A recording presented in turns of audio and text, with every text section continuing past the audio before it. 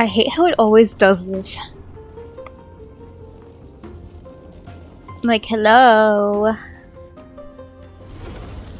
Go to the Enforia's holy city. Yes, sir.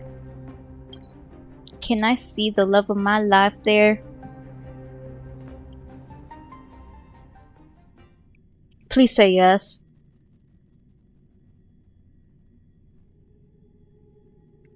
Or is he in our room? Wait, no. I went to pull for Castorus in the room, right? Yeah, no, he wasn't there.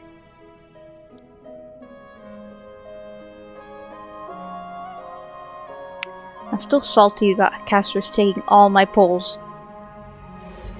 I guess I'm not getting a Noxa. Or Jiaoqiu's light cone. All remains as it did yesterday. Oh my god, my screen froze. Meow meow! Oh, really? You're really gonna do this to me? Wow. I can't believe you. Look what you're making me have to do. Wow.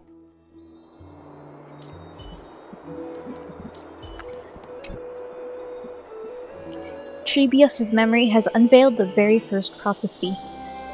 All shall bid farewell to one, and that person alone will witness the miracle. Such is the will of fate.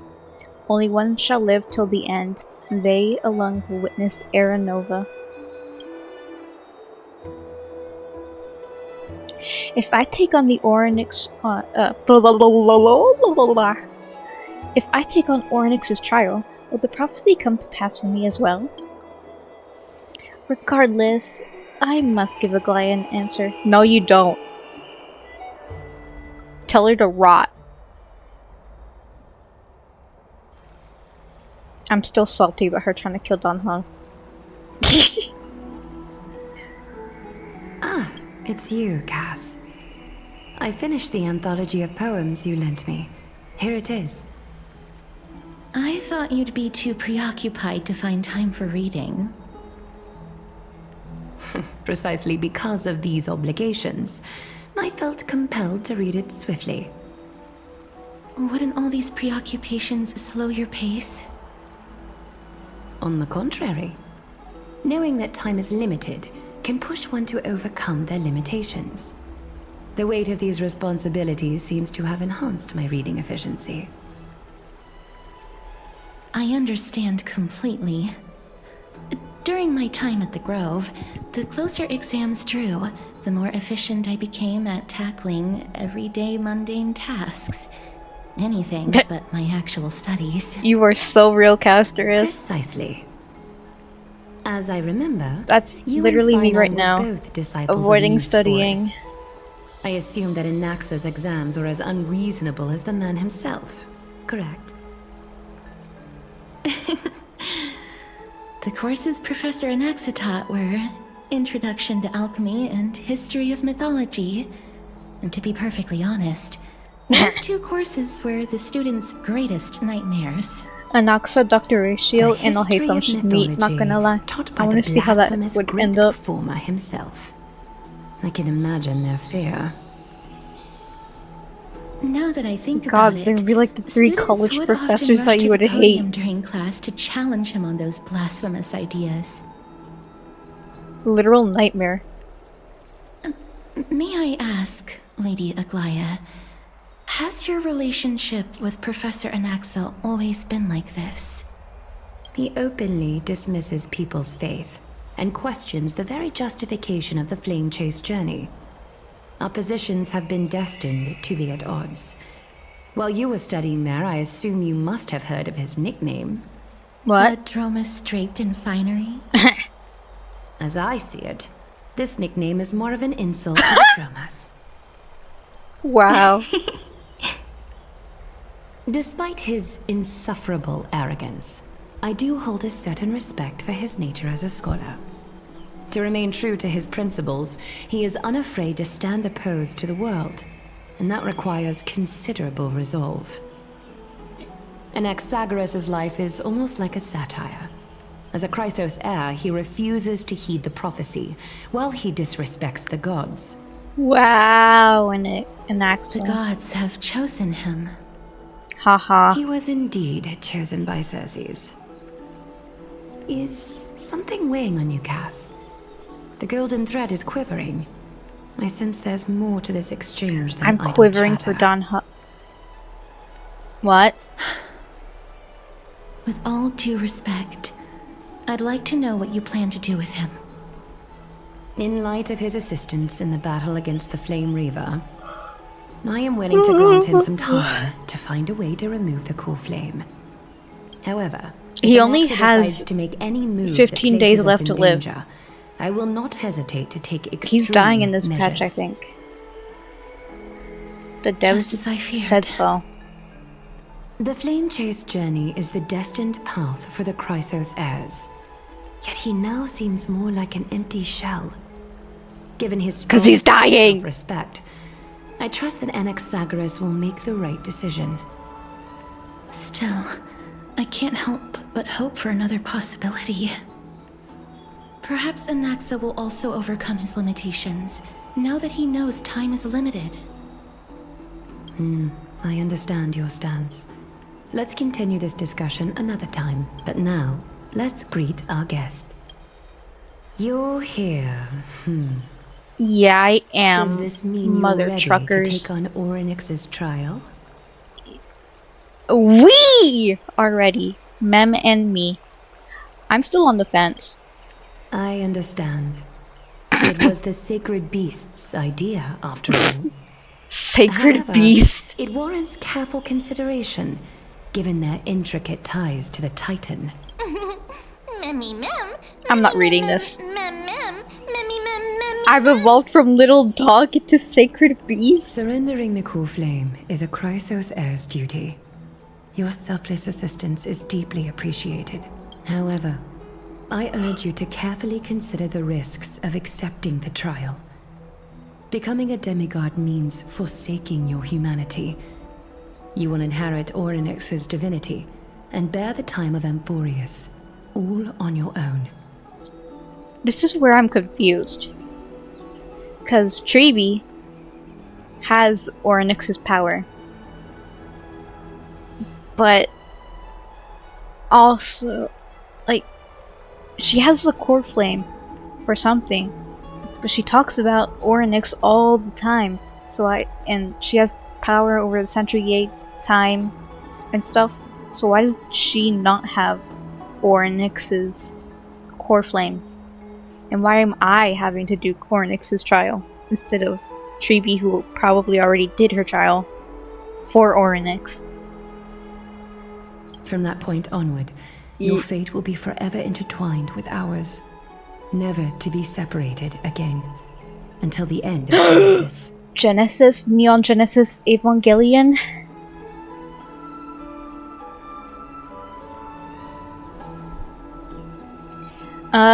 Are you gonna try to talk me out of it? Is there a plan B? It's exceedingly rare to find a capable Chrysos heir. If this path proves unattainable, I am willing to lower my expectations. There are still many priests of Yanissopolis and their Yeah. descendants in the city. If I'm left with no other option, I'll try to find someone worthy among them. Yeah, so... Yeah, why is Treeby not... Because Treeby's already a demigod. So, and apparently has Orynyx's power, so, like, why? I am so confused, man. Alright, that's it. I'm out. Don't give up now. We've come so far, and everyone is counting on you to be the hero. I'm talking over you. As for the trial, you have nothing to fear. The Time Titan may be willful at times, but they have never caused us any harm. Myth has it that Orynyx opposes mortals, but to me they seem a bit timid, like a child. It looks like you know that Titan rather well. Oddly enough, I don't remember ever meeting them, but the moment I saw him, Oryx's memories were already in my head. Memories that exist outside of your own experiences. I can't explain why. I can vouch for Mem's words. When I was in the abyss, I heard the Titan's groans, full of pain and grievances, yet without any ill will. I trust you all to make the right call. Do I even have a say in this? Please, Mem. Please trust me on this, at the very least. Can you speak with them in person? Yeah, I get the feeling that if we don't meet Oryx, we'll be missing out on something huge. Can you shut up with your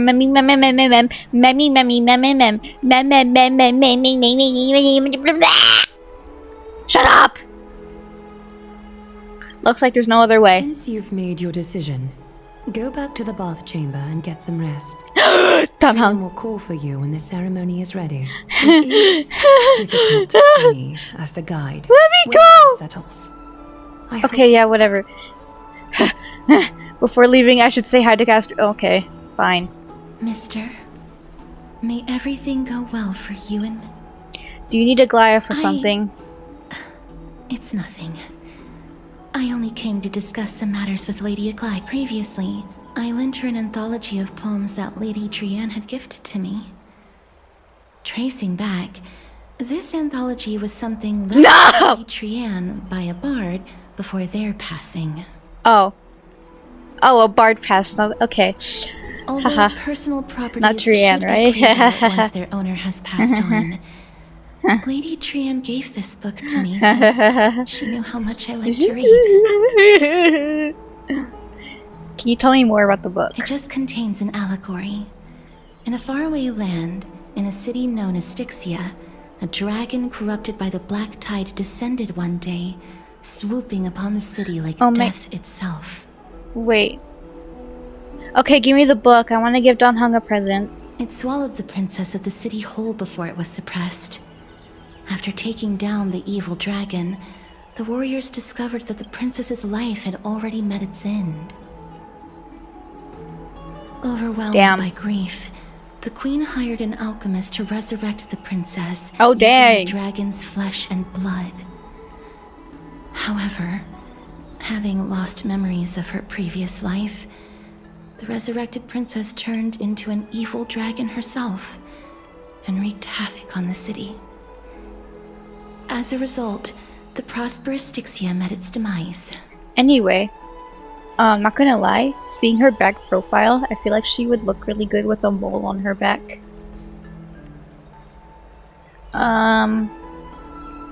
What a dark story. It must not have been easy for Cass to narrate this story so calmly. The author of this book is Archepia, a wandering guide who traveled to many cities. Among the things she left behind are poems, dictionaries, and many tragicomedy scripts. She even clearly underlined and took notes in books that covered myths with her elegant handwriting. While flipping through these books, I felt like I was afforded a glimpse into the life of Archepia. It felt just like I was traveling with someone that I'd never met before. It was as if she had yet to pass on and was still alive. No one goes through life without leaving their mark behind. She probably didn't think much of it when she was writing. That's the first one. Writing, drawing, and taking photographs. It seems like human nature to try and leave records of things. Hey, Castorus, you're going on a sensitive topic for me. Can we, move on? Speaking of taking photographs, when I was helping you to take the photo previously, I did not look through the photos in your photo stone out of courtesy. Can we call it camera? But I'm also very curious about the story of the Rosy Celestial Maiden. March. Despite having visited many cities in Amphorius, I still understand nothing about the world beyond the sky. If there is an opportunity, forget it. Let's talk about this in the future. For now, I only hope that you'll be able to complete the trial safely and obtain Oryx's blessing. Okay, where's the Castorus X March art? I don't think there's time to go back to Tatiana! Yes, please, please, please, please, please, please.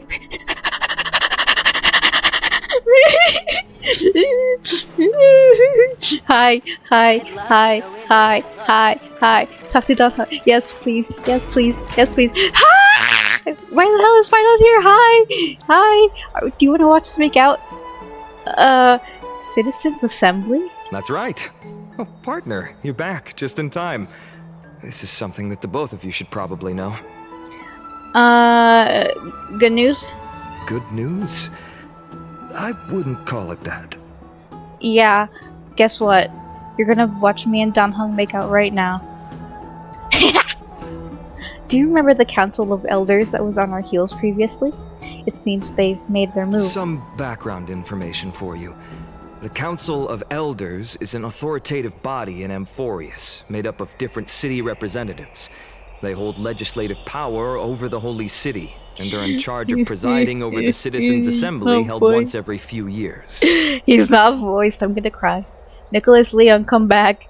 Please. This is the most important social event of Akuma. Please. It is highly influential, and can even affect what happens to the Flame Chase journey. So Aglaya doesn't usually call the shots. Despite her vision and wisdom that spans across thousands of years, even she cannot win over the hearts of everyone. Yeah, but I can win over the heart of Don Ha. I've never once passed my sociology class. Perhaps you should retake some exams next time we visit Paperfold University. Yeah, you wanna come with me? You wanna come with me? Ha ha ha. Ha ha. Ha ha. Right? You're gonna come with me, right? Tell me more about the Citizens' Assembly. Every 5 to 10 years, the Council of Elders organizes a Citizens' Assembly at Dawncloud. During the assembly, the representatives will vote on major issues, such as whether the Chrysos heirs led by Aglaya should still hold the right to govern the Holy City, and whether the Titan's conquest should continue. It sounds like some sort of system to balance the heroes and the mortals. That is correct. However, the problem lies in the fact that there are ill-intentioned extremists in the Council of Elders. They view the Citizens' Assembly as a way to restrain the Chrysos heirs, and hope to take complete control over the Flame Chase journey. We can refer to them as the Opposition. During the assemblies held in the past 100 years, the voices supporting the Opposition have been growing stronger in the shadows. It's only thanks to Aglaya that the Flame Chase journey has been able to continue to this day. The Citizens' Assembly is just around the corner, but this time, there seems to be a new variable to the situation. Is it us? No. Aww. Can we fuck? No. Although we may be mentioned, the Council of Elders has another target in mind. I'm afraid that the Council of Elders might want to take advantage of Professor Anaxa. Okay, yeah, because he's dying. Aglaya will surely take back Circe's core flame. But with Anaxa's current condition, it's so unique that nobody knows how taking the core flame away from him will affect him. He has always been someone that is only concerned about his own research. I'm certain that he must want to escape from the monitoring of the Golden Thread and protect himself. If the Opposition were to offer an olive branch at this time... You suspect that he may be... You suspect that he may betray the Flame Chase journey and defect towards the Council of Elders? Anaxa has never believed in the prophecy, so technically it cannot be considered a betrayal. However, he has taught many Chrysos heirs, and has long been considered an important ally of Akuma. I truly do not wish to see comrades turning on one another. I have a better understanding of the full picture now. Is there anything we can do? As I believe in his character, I plan to plead with Aglaya and try to buy more time for him. Then, the greatest way in which you can help is for you to know what I am fighting for. To watch me and Don Hung make out. We understand. Thank you for being honest with us. Things are piling up again. You and Mem are tied up with Oryx's trial, and I'm preparing to visit the Grove to uncover clues about the world beyond the sky. I want to rest Allow with me you, to man. apologize for the fact that we always seem to be troubling you. Let's go cuddle in that bed, I hope that man. Oryx will show more benevolence and be more accommodating. Come I on, remember that they seemed quite man. fond of you back in the Abyss. Come on, baby girl. Come on. Come on. Oryx is fond of me. Well, Don Hung fondles me. Go and rest. We'll meet at the Vortex in a few days. Oh, right. You can read this scroll if you want to find out more about the Council of Elders and the Citizens' Assembly. Thanks. I have to read it? Democracy? Oh my god, this is way too much politics for me. Oh god.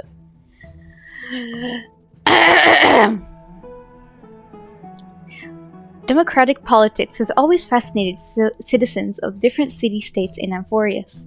When Akuma was first established, its democracy was limited to a privileged minority.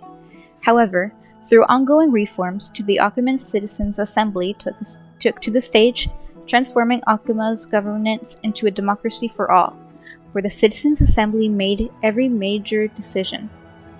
America!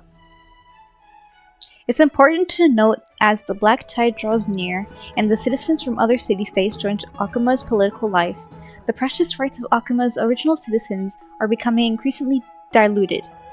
Consequently, voices calling for their reforms with Akuman Citizens' Assembly system grew even louder. Democracy is the only one of the consequences of civilizations.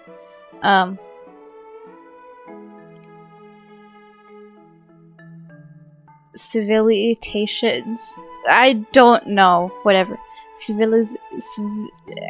The more I look at it, the more weird it looks. Civilization's development, rather than the cause of development. Consequences of development, then cause. Okay, democracy is to be productive. It must appoint different rules for different societies, situations, and issues. No single rule can be optimal for all scenarios. In other words, Akuma's Citizens' Assembly system will continue to evolve as the book is written. Due to time limitations, this publication focuses only on the current Akuman Citizens' Assembly, not its future developments. Readers should bear this limitation in mind. Citizenship and citizenship policies of Akuma.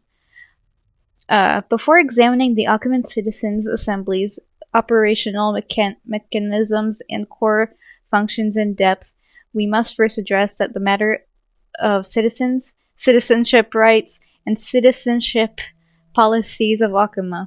There's so much citizen word that I can't read. The elders have once noted that Akuma is a collective of free citizens. Due to the substantial power of citizens possess, citizenship qualifications must be strictly regulated since they're citizens' rights. Why is there so many citizens? Discussions on recognition of naturalized citizens, there it is again, rights, were once the foci of disputations between the leader of the Chrysos heirs and the Council of Elders. As more Amphorian city-states fell over time and the Black Tide drew closer, citizenship rights reforms became imperative. Judging from the final outcome, citizens from all city-states have equal citizenship rights in the Holy City and can have equal participation in public matters. While social differences naturally exist between rich and poor, locals and travelers, the Holy City of Akuma would not allow these social distinctions to become political divisions and will ensure the complete political equality among all citizens. Excuse me. Oh my god, I'm not gonna read all this, but I have to, because I feel like I'm gonna have to be quizzed on this. Operational mechanisms.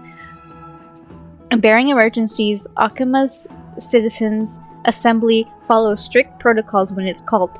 The current Council of Elders, a governmental entity made of representatives of the city-state, posts the upcoming Citizens Assembly agenda in the venue, usually Dawn Cloud in the Holy City, at the Wall of the Heroes before each meeting. Usually, topics are proposed by the Council of Elders members before the Assembly and become official Assembly items after receiving majority Council approval. The Council predetermines which matters to address and when. Once confirmed, the Council Chairman hands over the agenda to the Council of Elders' Assembly Chair, who presides over the meeting. Normally, matters cannot be discussed at the Citizens' Assembly without prior Council review.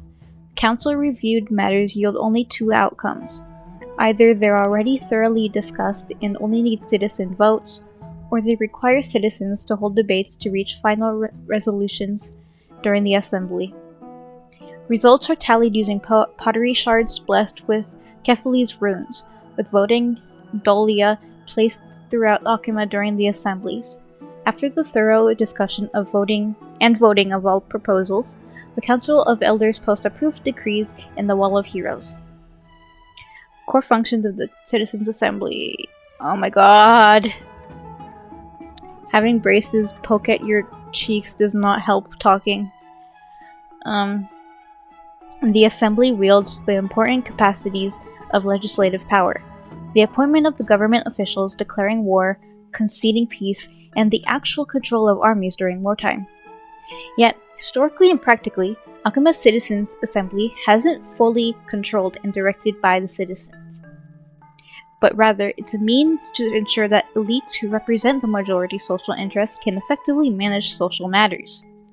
In other words, the current system, where the leader of the Crisis Heirs and the Council of Elders jointly manage Akima, was decided by the Akiman Citizens Assembly system.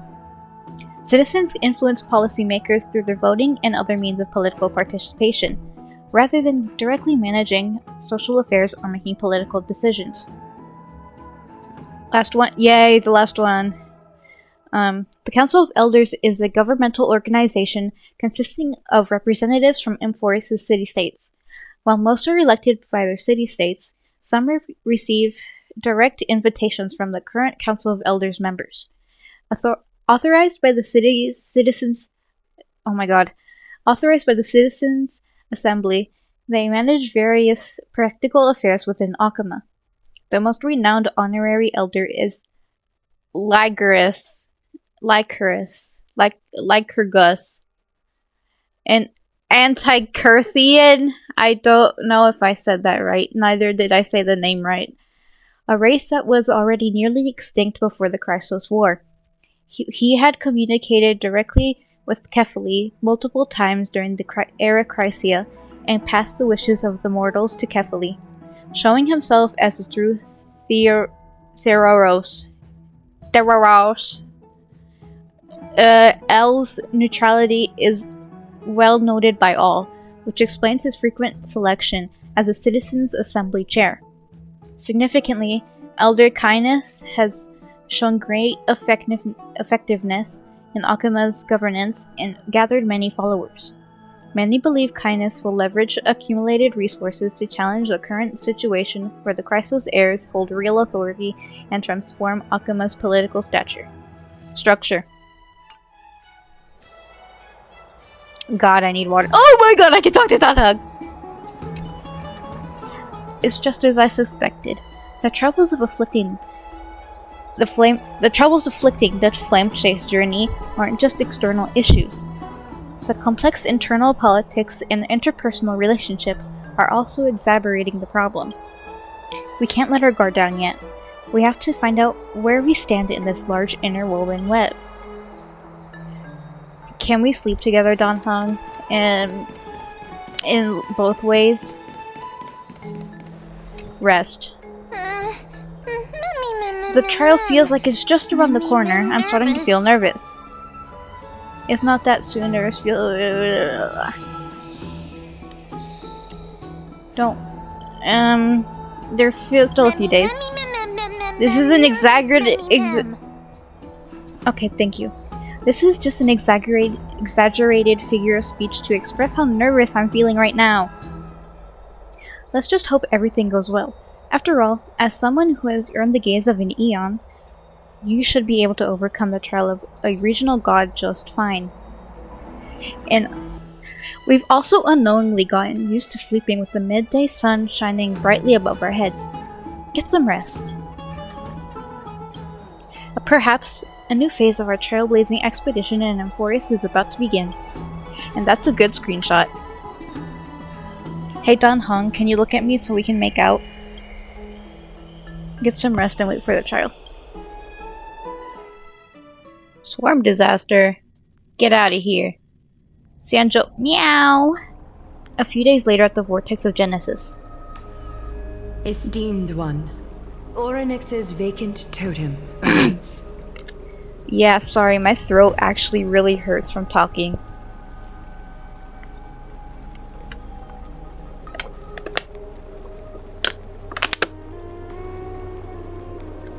Dang, did I already wear my voice out?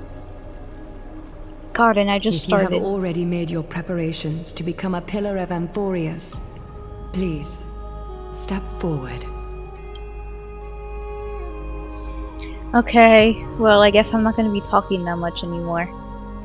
Just when I need to. Mr. I'm sorry, but I'm not sure what I should say to help calm your nerves. Tell me that Dan Heng is waiting to make out with me. Thanks. Right.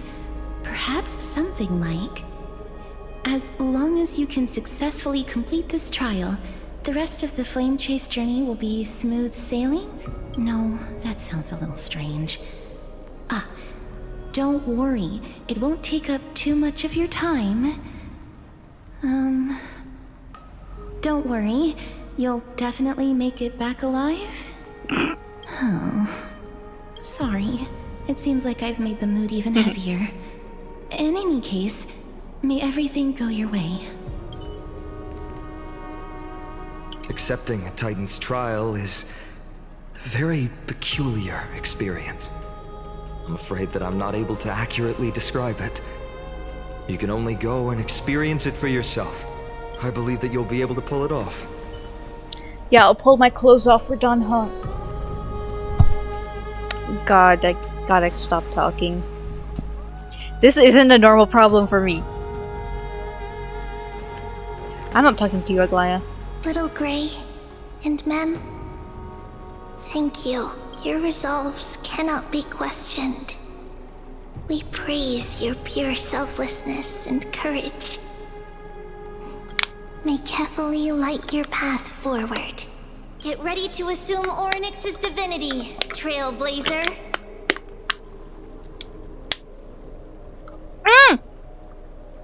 The divine position of Orynyx has already been vacant for some time. Why wasn't he there before? We can feel the space of the trial closing. As there isn't much of their soul left, we'll have to complete the ceremony before their soul completely dissipates. I've long gotten used to fighting fires.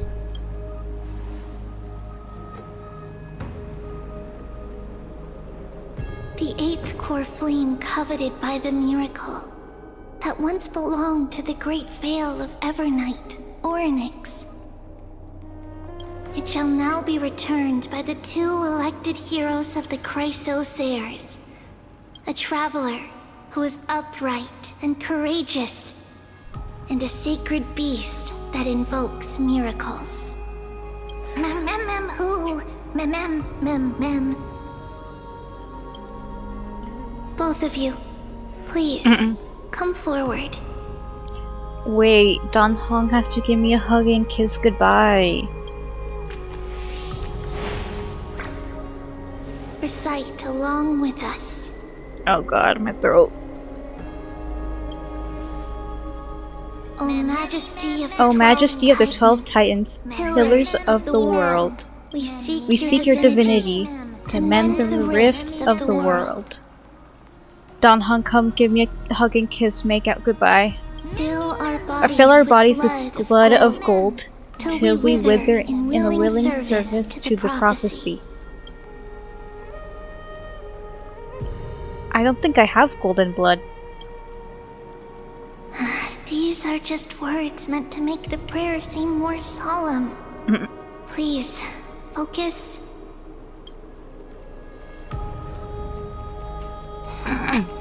And surrender the core flame.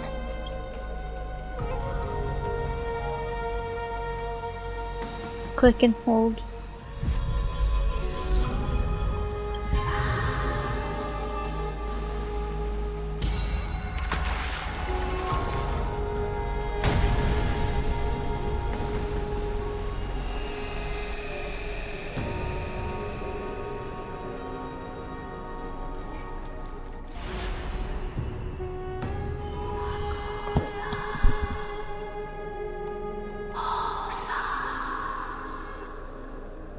Orynyx. Their soul has been waiting for a long time. Perhaps they're also quietly waiting for the arrival of their successor. I love all of you. No, I don't. I love you, Dan Heng. Bye. I love you. That doesn't seem appropriate for the current mood, so let's leave the farewells for next time. Excuse me? You're supposed to say it back. Say it back! You're tougher than I am, right?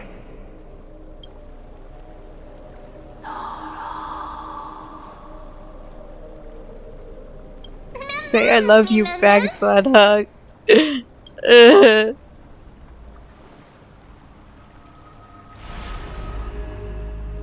It's okay, he's shy. Right? Oh god. Traveler from beyond the sky.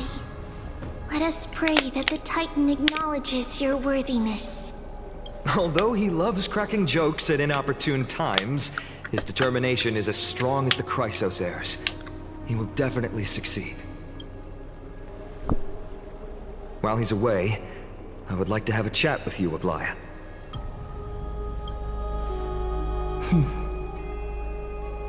Speak. I'm listening.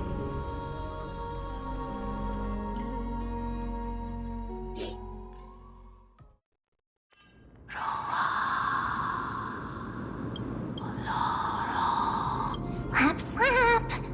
Wake up!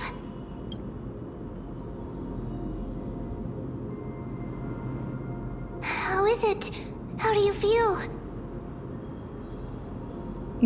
How are you able to talk? Right? I think that it's amazing too! Testing, testing, 1, 2, 3! Testing, testing, 1, 2, 3! I have such a cute voice! It must be because of all the memories that I collected. They allowed me to grow beyond expectations. Also, listen. The words of the Titan are becoming clearer. Mother, it hurts. Have I finally reached the end? Are the years of isolation coming to an end? Orynyx. Oh, how heartbreaking. Ever since the figure draped in the black cloak robbed them of their core flame, they have been relegated to waiting in isolation in such a confined space. We are going to help alleviate their pain, right? Memories broken.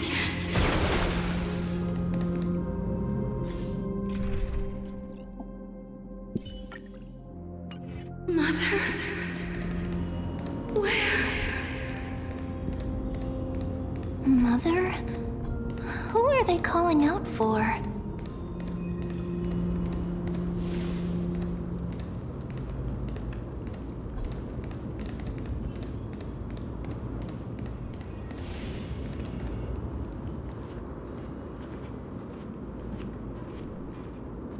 You. It's you. I remember.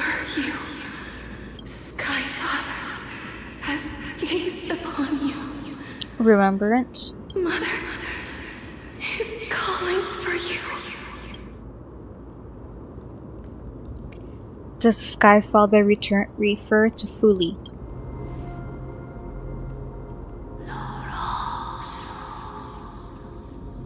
Wow.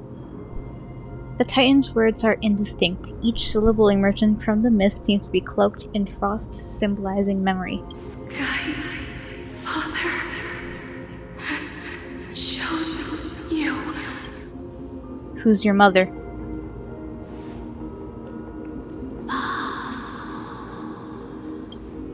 A majestic voice pierces through the golden mist, reaching the unseen mountain walls in the distance, reflecting and returning to your ears as an echo.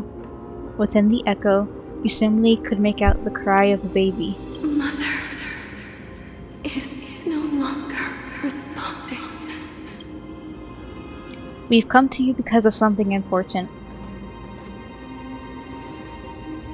Something important, an important matter. Orynyx, listen to me. Aren't you tired?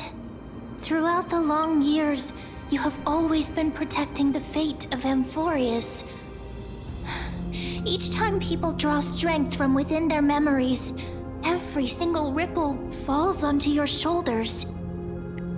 There's no need for you to bear this any longer, Orynyx. From today onwards, someone else will bear time on your behalf. This is why we have come.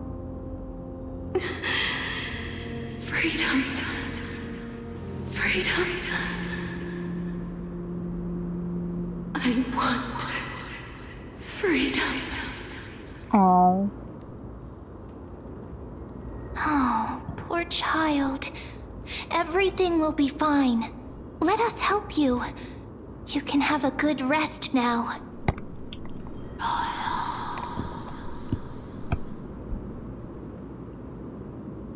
What's troubling you?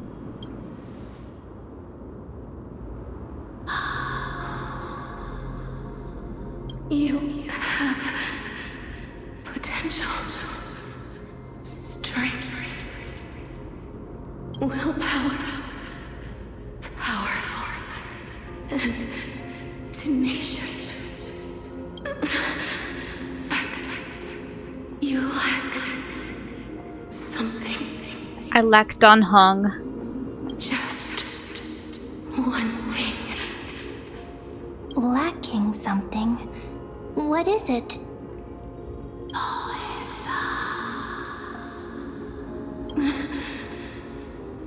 What you lack is a future. What? I don't have a future?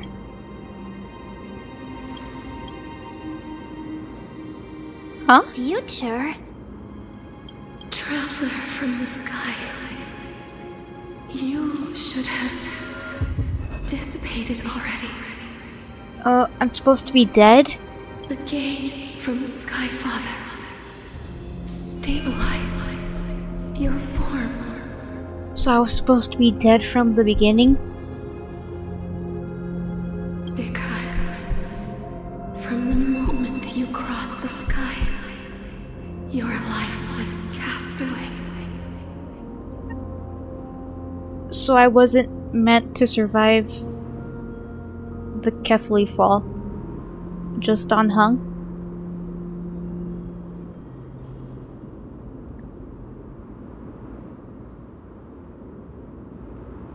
Damn. Right now, you What? are simply a collection of walking memories.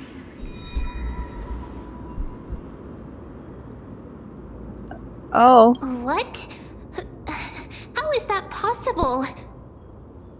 I'm already...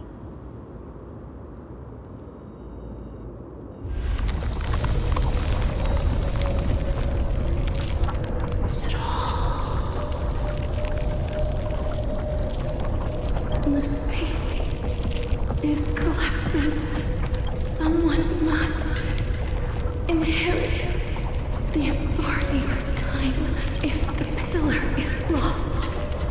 The laws of time Time will collapse. Emborius will succumb to eternal disorder. Oh shit. Revive me.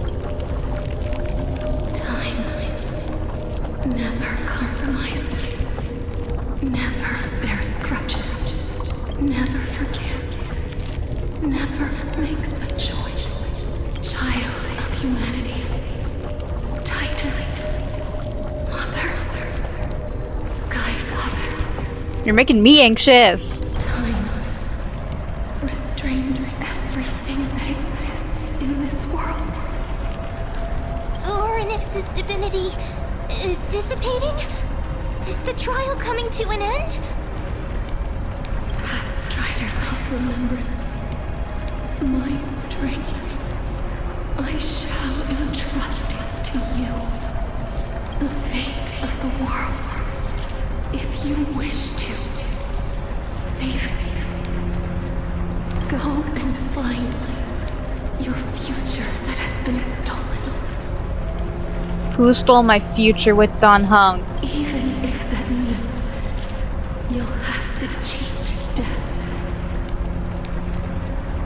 You'll have to challenge that hand of shadow clasped with unyielding fingers. Before the passing of 15 entry hours, go forth and reclaim your future. So me and Anaxo have the same. This is the true trial of time.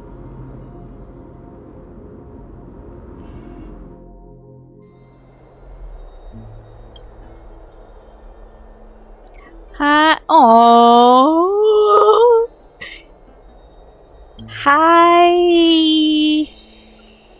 Hi. You're finally awake.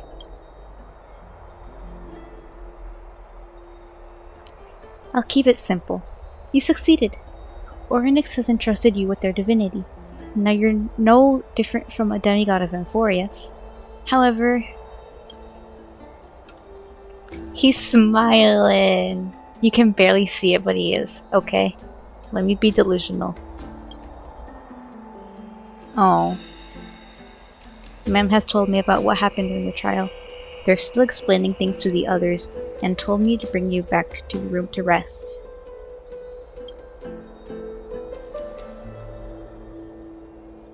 Don't sigh, Dan Heng. There's something that I've never told you. That you have feelings for me. Haha! When we landed on Amphorius, our car was pierced by Nikador's lance. Do you remember? Back in the ruins of the Abyss, this is what I said. You passed out when our car got hit. I blacked out too, but not before dragging you out. It's a good thing we were in the car, or I would have been crushed to pieces. Actually, my account kind of made light of this situation. What actually happened was much more complicated. You were severely injured back then, with several wounds bleeding profusely. I struggled to carry you out and used the last of my strength to stem the bleeding. But then, I was also hit by a falling rock and lost my consciousness. Aww. The last time I checked, you still weren't breathing. But when I regained consciousness, I saw that you were alive and full of energy, so I never brought it up again. So you're knocked unconscious by a rock? Yeah, that rock would hurt. I'm not making fun of him. Look at him. He's so sad. Let me kiss him. Kiss the boo-boo better. How exactly did I come back to life? I'm not sure whether the gaze of Fuli has anything to do with this matter, but according to the Titan, you are living in a form of memory right now, just like those objects of the past in the miracles of Orynyx. Perhaps Mem is the anchor rope that ties you to the present. I'd assumed that they couldn't stray too far from you, but the truth might be the exact opposite. Cry. Cry for me. Stellaron, do something! What should we do? Cry for me. It's It's not time for us to despair yet. There must be a way to save you. So he is determined to save me, okay. Orynyx mentioned finding your stolen future and cheating death. Considering Mighty's indestructible body, it seems to suggest that there is some kind of miraculous power in Amphoreus that we can't even reverse death. I can't read. My throat hurts so bad, dude. I can even hear myself with kind of raspy. The key seems to lie with the Hand of the Shadow, whose whereabouts are unknown. Hey, are you alright? Oh yeah, I don't have to keep yelling over you, because that's where I lost my freaking voice. I heard you two talking about Thanatos. Cass is also very concerned about the warning. She has left the vortex and returned to the garden. Shall we go and look for her? Thanatos is the Titan that Cass has always been looking for. Regardless of whether there are any clues, there's probably no one else that understands death better than her. Let's go do that then. Oh, right. There's something that I have to tell you. The Chrysosaurs already know everything that has happened to you. Oh. I was too worried, so I told them everything. Please don't hate me, okay? Let's go do that, okay. You notice the resolute yet gentle look in Dan Heng's eyes. He doesn't want to burden you with the worries in his words. You already understand. His trust in you transcends words, and he once said, "It's not time for us to sorrow yet." Next, he will go to the grove to check out the situation, while you should be looking for casters with Mem. Okay, give me a hug and kiss. He's so cute. God. I can't.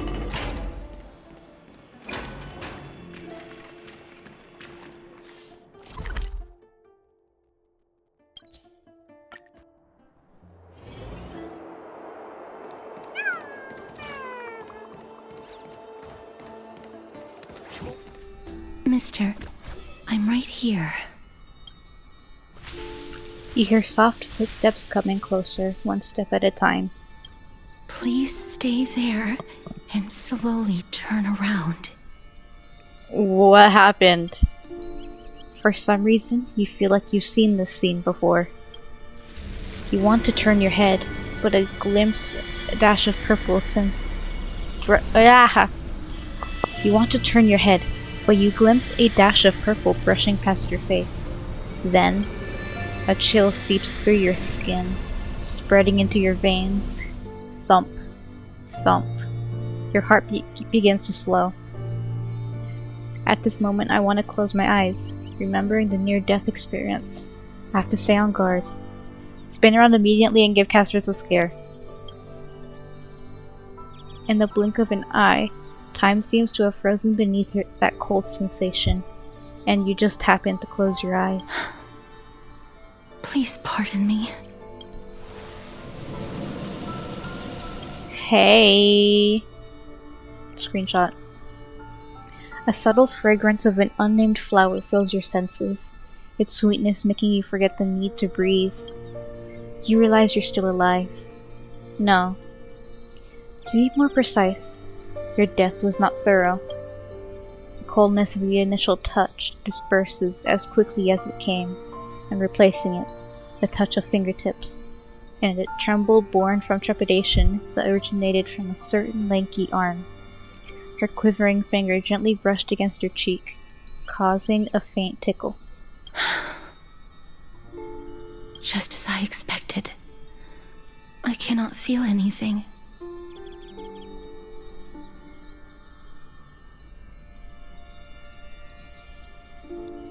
You're invading my personal space. Am I really dead? Back at the Grove, I was puzzled as to why you were not affected by my curse. I thought that it might have been the special ability of a traveler from beyond the sky. Never did I expect that this would be the true reason. I'm sorry. I should have noticed that something was amiss earlier.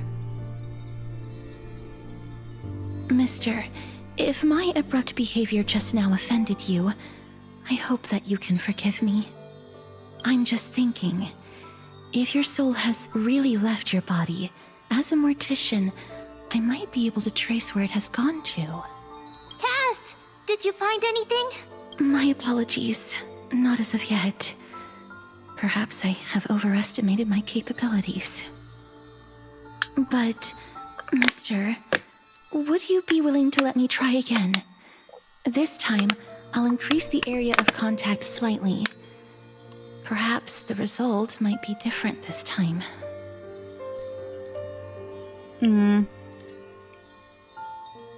There's no harm in trying again, right? I have never touched the living in this way before. If my actions are in any way disrespectful, I hope that you can forgive me. Casters once again places her palm on your face. Her shivers calm somewhat this time.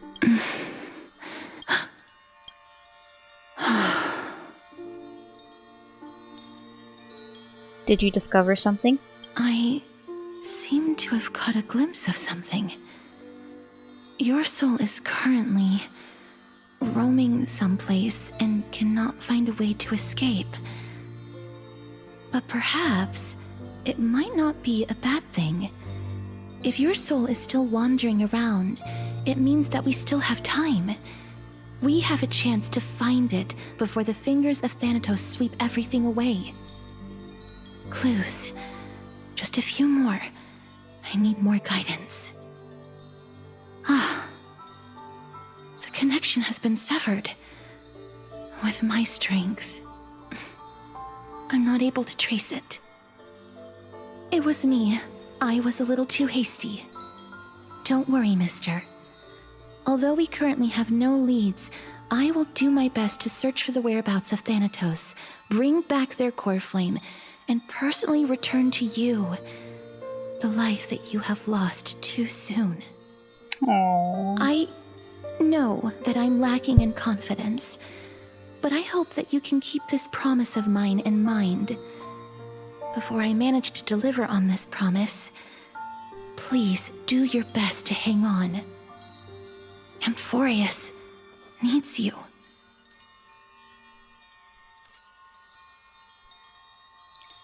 Live on bravely. I understand. I'll do my best. Lady Aglaia and Lord Finon are currently discussing some matters in the paths. They're worried about you too. If possible, please go there and let them know that you're well. Although, I don't actually know whether your current situation can be described as well. Also, please accept this Styxian fable. Reading can help one to focus and relax.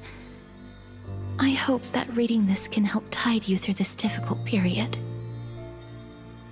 More and more species are disappearing.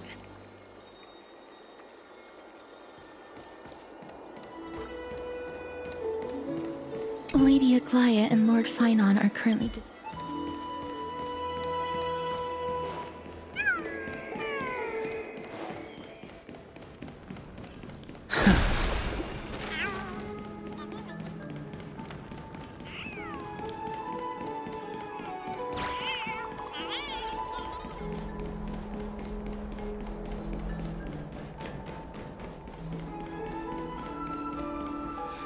Wait, I'll be right back.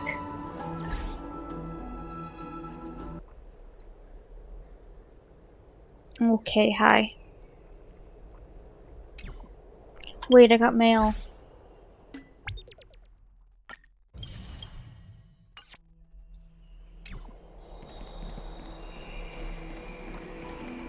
They're here. That partner! Hyacinth said you definitely wake up. How do you feel? So the entire world knows about this now. Can she even take the pulse of someone who's dead? That's the medical prowess of the Twilight Courtyard. Amazing, isn't it? Oh, so she can? You've completed the trial of time, and I have to admit that the process went better than I expected. Even in the end, that Titan's heart still showed a soft spot for humankind. However, I never expected that two people who have cheated death would appear in Akima at the same time. Two? That's what we have been talking about. Oh. Mighty has been in Akima for such a long time, but has no one thought to study his indestructible body?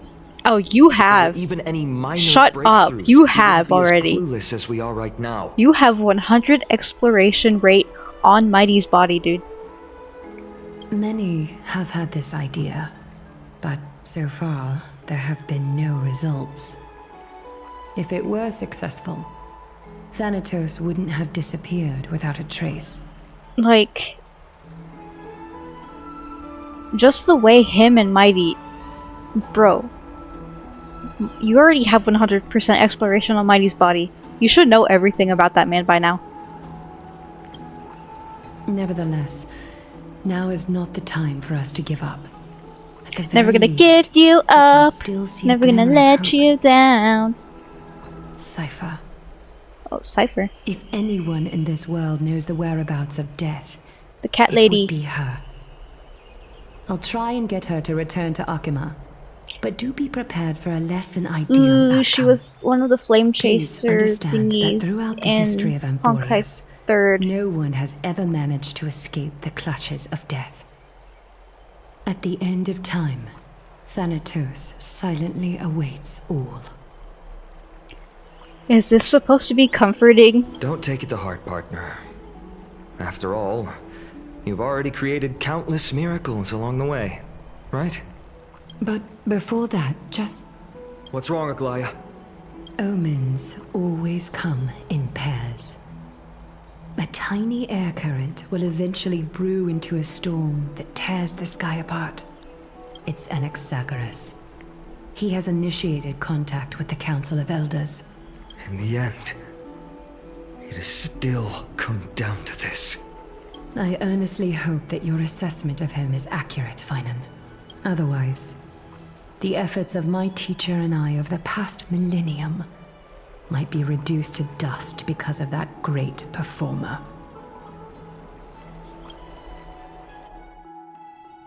Anaxa.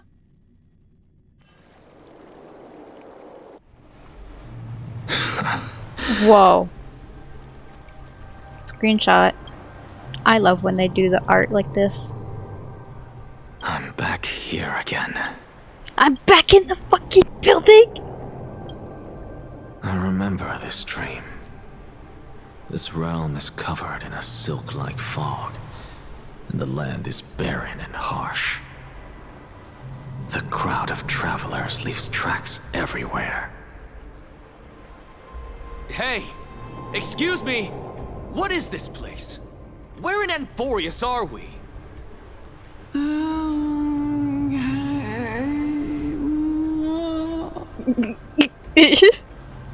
The mutters of the traveler are in a language I'm unable to comprehend. Or perhaps they're just distracted and ignored my question. Tell me, which Titan reigns over this land? And how do I find them?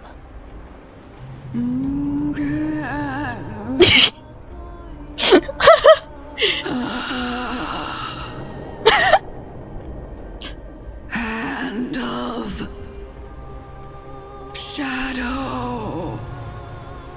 Oh, they're zombies! Hand of Shadow Thanatos. Oh. Could this possibly be the Netherrealm?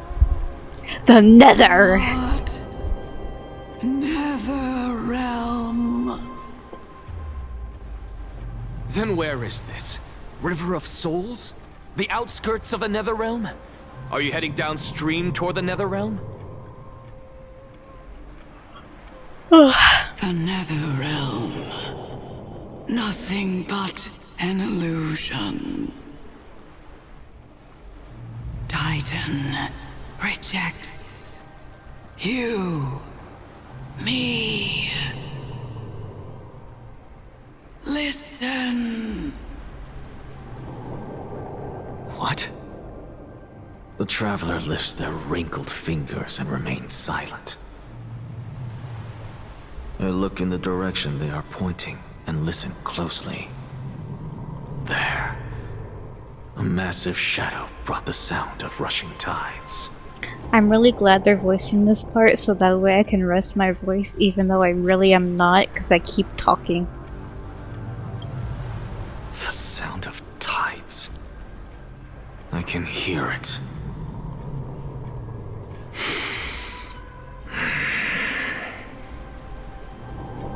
I hear it, deep within the tides, beyond the closed gates of the Void World. A voice, about to recount something. Child of humanity, is it death's embrace you yearn for with such urgency? Oh, you have awoken. Welcome back to the mortal realm. Your consciousness is dissipating much faster than I expected. Ultimately, it seems like the Titan's core flame is incompatible with a mortal body. How much longer can my consciousness remain in the mortal realm? In my estimation, at best, you'll see 15 more entry hours. 15 days and nights.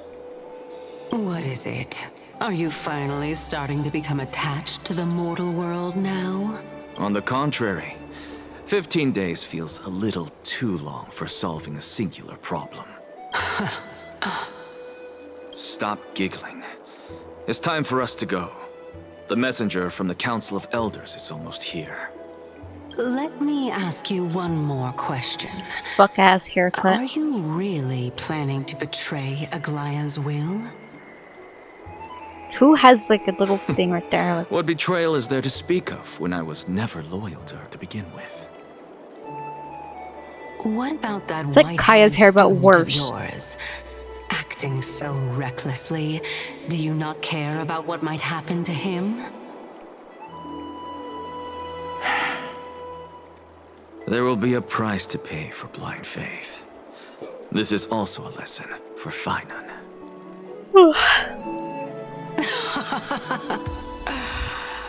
You truly are a strict teacher. Of course. This is how I've always been.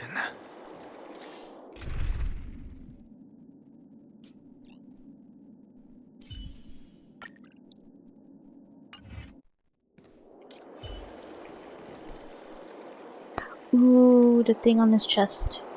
That's cool. Bitch has a gun. Guys, this is ancient Greece, but I have a fucking gun.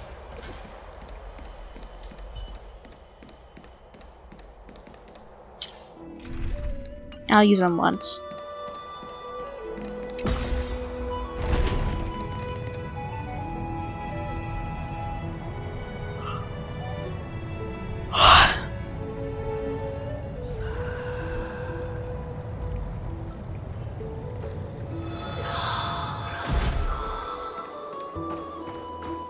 Sorry to keep you waiting, Lord Enexagoras.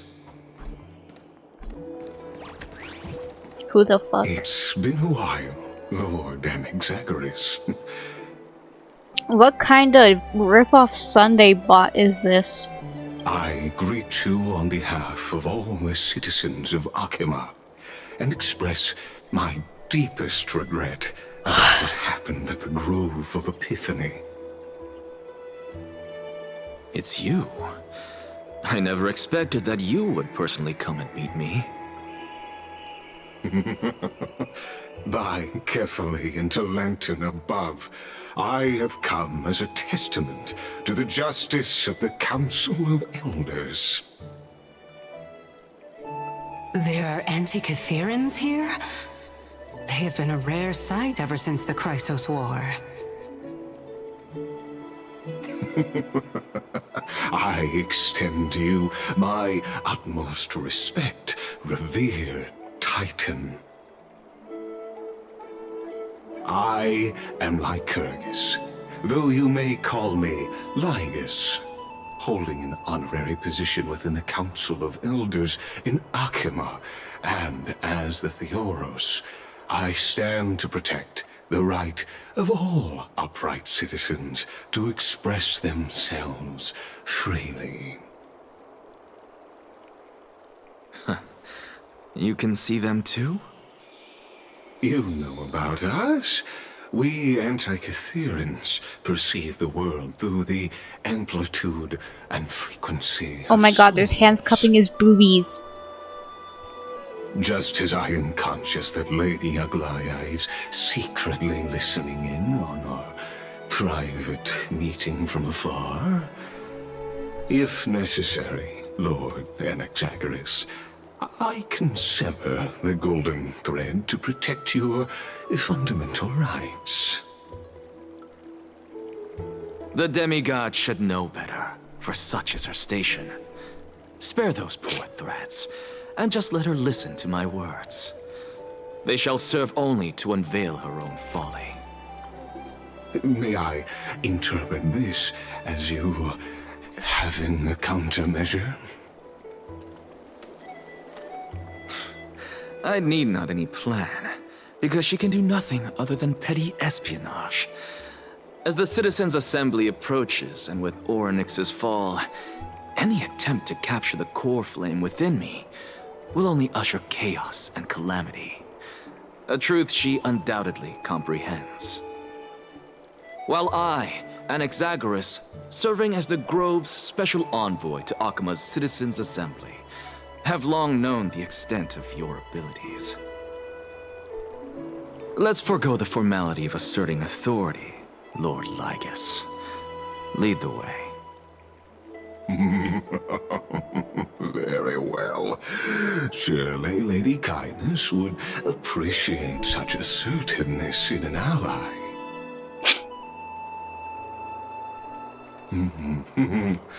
She's been waiting. Follow me, please.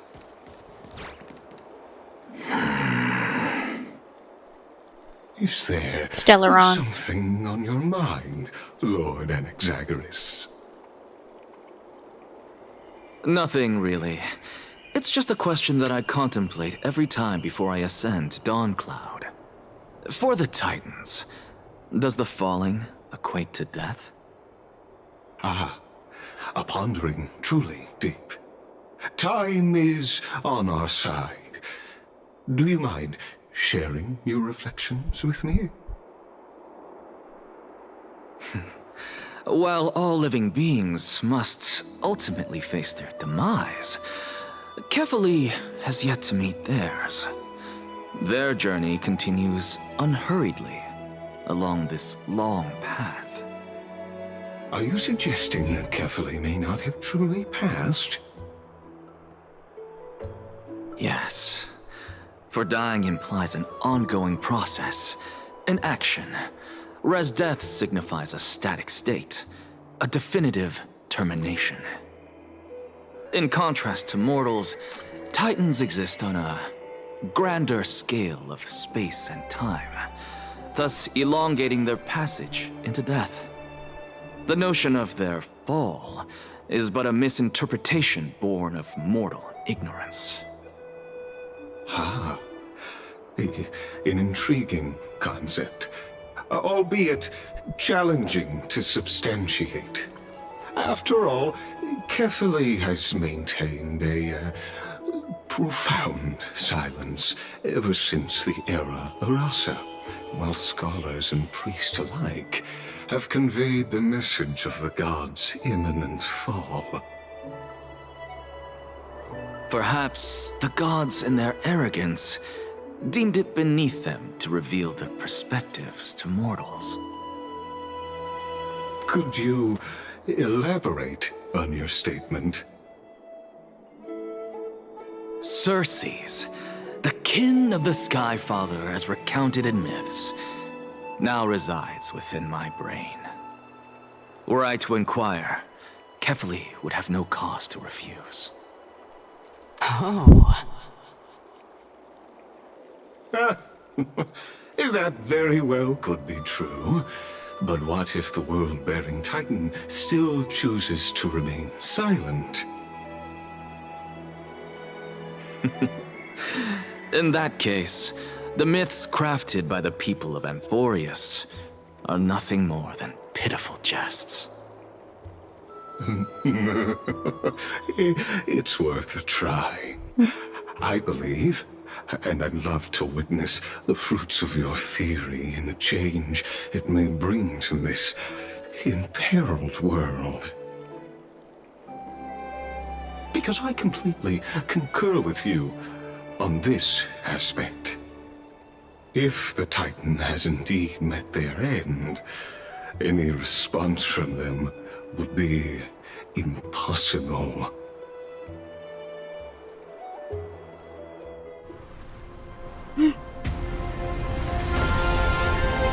Oh my god.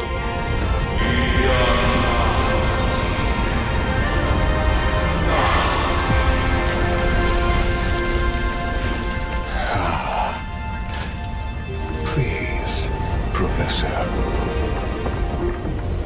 Carefully?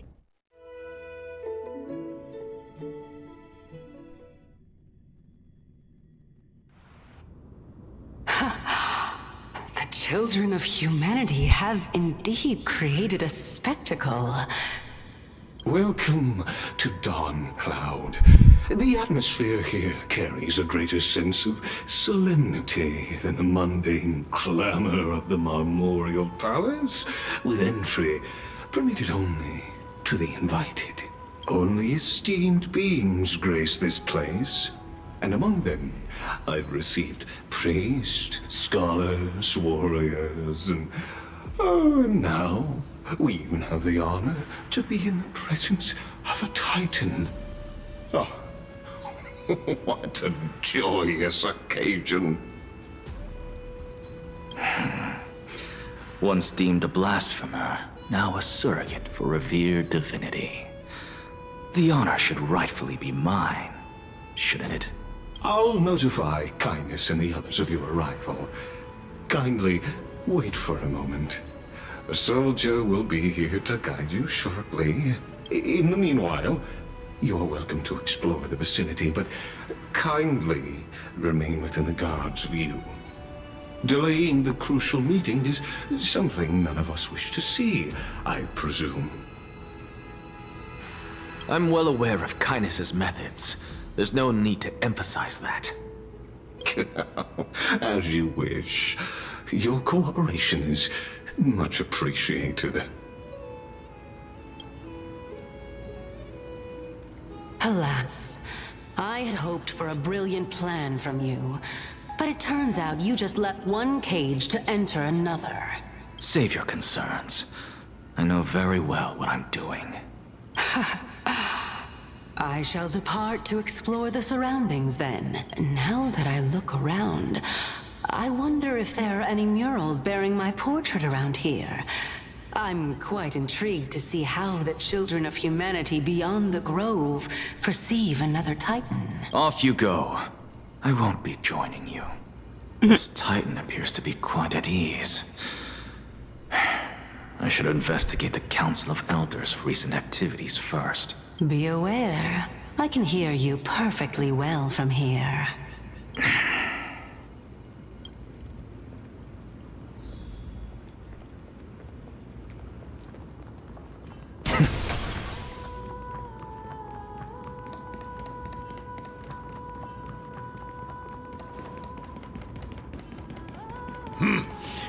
Even blasphemous scholars can come here, it seems.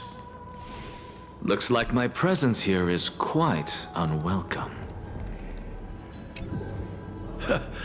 Anaxagoras, I thought that you had died to the Black Tide, just like the other scholars. As Kefali's priest, are you not aware of the decorum of respecting the dead? Surely you jest. You blasphemous heretics are not worthy of respect from the Supreme Being. Let me remind you that you're currently in Dawncloud, so you'd better keep your deranged language to yourself. I am no longer that altar servant from years ago who could only acquiesce to the commands of others. Now, I have plenty of ways to deal with people like you. I'm not sure whether I should laugh or cry right now. I can't believe that a follower such as you could have been made by a creation titan. As I see it, a dead titan can't provide you with this level of confidence, right? Then who is it exactly? Could it be Kindness? You. Seeing how fond of you Elder Kindness is, I shall let that slide for now. Leave immediately, and don't impede us from receiving the Supreme Being's blessings. Seeing as we were able to hear of this matter from the mouths of others, it seems that Kindness is indeed quite sincere toward us. Perhaps this affair will proceed smoother than I had anticipated. Oh my, what a thrilling confrontation. As expected of one of Kefali's followers. Are you praising or insulting him? Praising him, of course. As a believer of the God of Deliverance, it is only natural that he detests evil. Didn't you hear me? I asked you to leave. Go as far away from here as possible. Don't mutter to yourself like some sort of madman. Oh, they can't see disturb my Cersei? meditation. We can't see Cersei. So it really does look weird. Okay.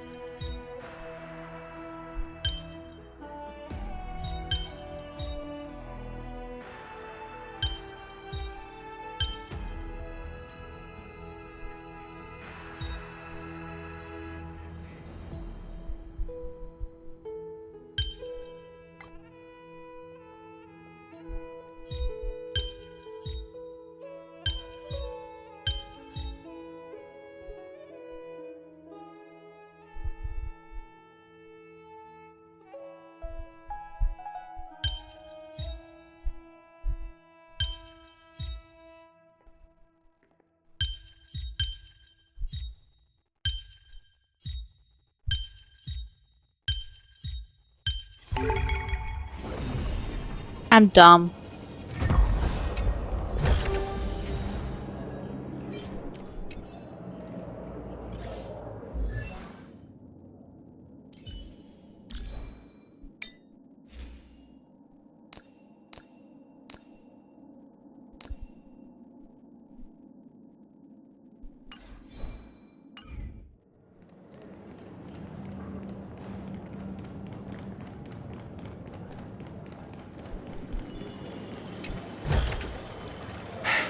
I suppose I can just ignore this.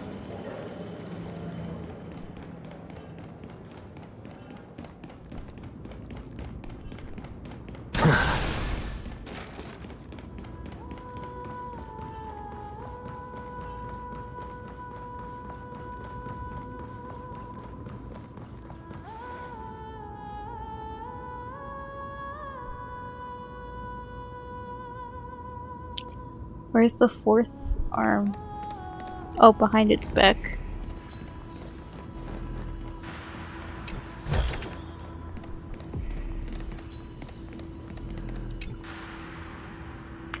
Follow me, sailor. How many ways have we braved, and how many reefs have we crossed? Surely you remember those nights where we kept watch on the mast. the pure moonlight spilling all over the sails, the ship rocking gently as it glided across the dark sea. In those moments, I even dreamed of becoming a hero. Did you feel the same? Yes. Yes. And now we're friendly setting sail again. Are you ready, sailors? Aye aye, Captain. I can't hear you! SpongeBob reference. Aye aye, Captain! SpongeBob.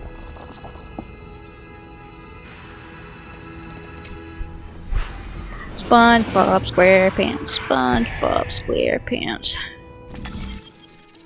SpongeBob SquarePants. Shit, I didn't mean to teleport.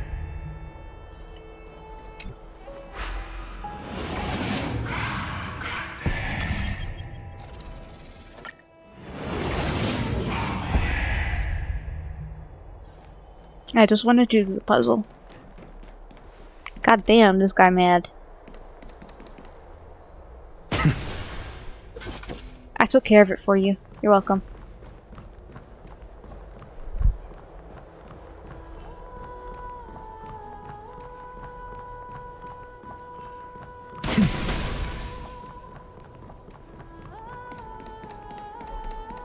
Professor Anaxa! Over here!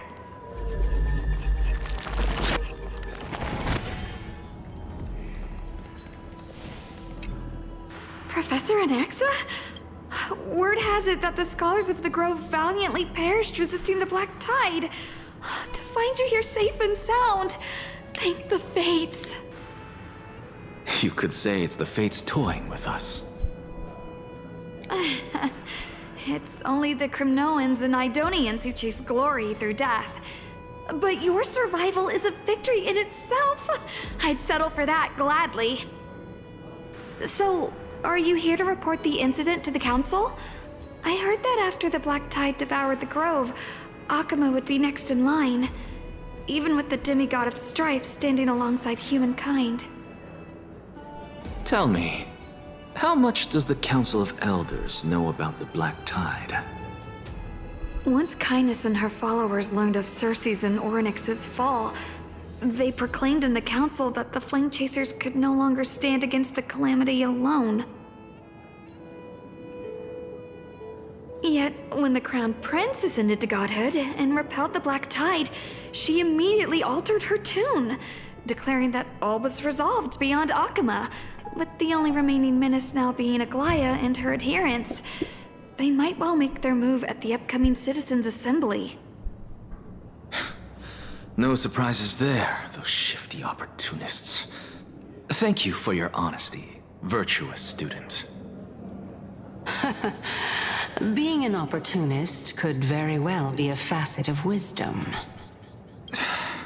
Shouldn't you be searching for murals of yourself? I've had enough of your prattling.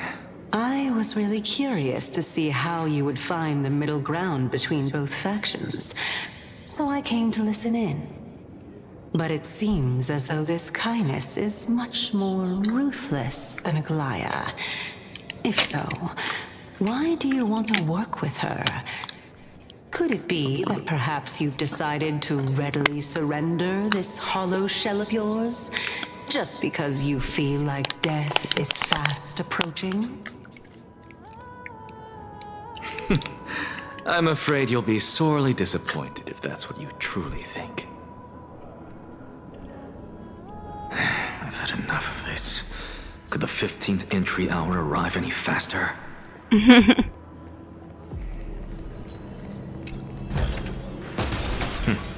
Go melt it down.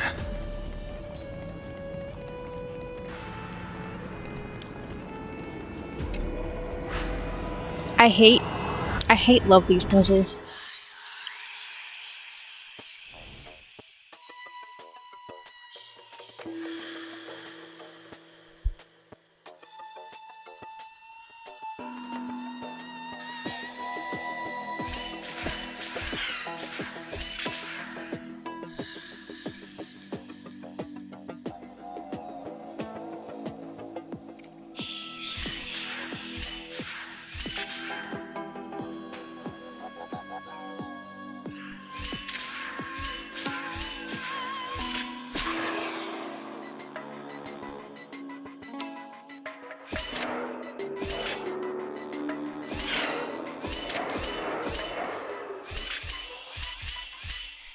Yay.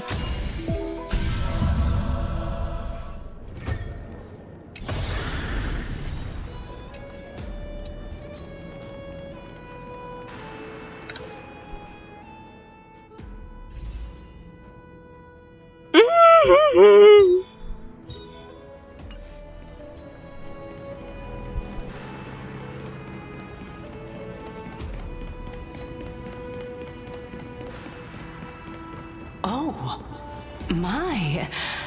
Could it be that the great tree painted in this mural is actually depicting me? Every plant, every tendril, no, even every leaf could be the embodiment of Circe's. As a result, mere mortals who did not know what the Titan actually looked like chose to paint them as a giant tree instead. Their wisdom was portrayed as fruit to symbolize how they shared their knowledge equally among the masses. Such exquisiteness indeed. This mural is quite abstract. I really can't tell whether you are praising or demeaning yourself. Now I'm quite curious whether the Reason Titan has studied figures of speech before. Of course I find such stylistic devices interesting. For all we know, this could be the answer to the question, what exactly are we? I, for one, am not willing to admit that I could look this ugly. Was this the reason why you failed in your attempt to refine my soul when you were ambushed at the Grove? Since you are aware of this, why did you save me back then? From my perspective, this point alone was enough to separate you from the average person. How do two lunatics coexist in the same brain? Therefore, it seems that So you your admit journey you're a to lunatic. Dawnflower this time is not just to seek protection. What, then, is the intention behind your actions? The entire plan is stored in my memory. So why don't you look there? Then don't mind if I do. Is she gonna find 1 year old? 2 years old?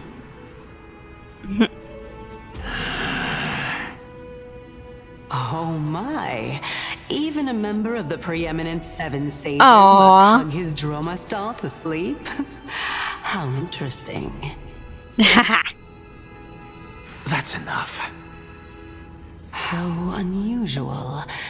Your soul is actually trembling. This must mean that behind this toy hides a secret that nobody knows, right? Since our days are both numbered, I don't mind telling you more about it. This is a present that my sister gave to me. It's a doll that was made to look like our family pet. So there are other members in your family, eh? Are they also living in Akama? Don't you just love to pick through my brain? Go on, continue flipping through my memories. It won't take long. You'll discover the answer when you reach the memories of when I was 5. Oh, the black tide is everywhere. I can't bear to look. When I was young, I couldn't accept this outcome either. Georios, Aquila, Kefali, and you, of course. Although I prayed to every Titan that I could think of for help, my efforts were ultimately futile. This...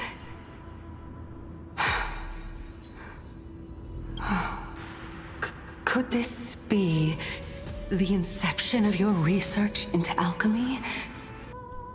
Indeed it was. Everything started from that verdant courtyard of yours. When I was pursuing my education there, I naturally also came to learn of Thelesis' theory as well. Oh, I remember that person. He was the one to come up with the concept of souls, right? Not only that, he also believed that life, as well as the composition, movement, and transformation of matter, all stem from souls themselves. This is why I thought that, since all living things stemmed from the same origin, why could I not sacrifice myself in order to resurrect my nearest and dearest? Anaxa, you... I did it, teacher! But this is absolute blasphemy. Regardless of how much freedom the Grove provides, such an act could cause you to be burned at the pyre. Your beloved, where is she now? Send her away from the Grove at once. She has a girlfriend? Nobody will ever be able to find her. Otherwise, the both of us will be judged by the Council of the Bro Seven had a Sages. girlfriend. Calm down, teacher. Oh, My sister. never mind. Never mind. She's still not in the mortal realm, even to this day. Never mind. They said beloved, and I What do you automatically mean? think that's like lover. It was Okay. naive of me to think that I could snatch the deceased from Thanatos' grip by merely sacrificing one eye. Oh, so he ripped his own eye out just for Equivalent exchange. to see if they could bring him back to All life. I received for that price was but an opportunity to see her for one final time. Nothing more.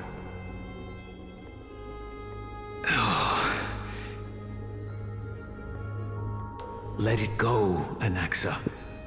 As one of my best students, I cannot watch you go down the wrong path without doing anything to stop it.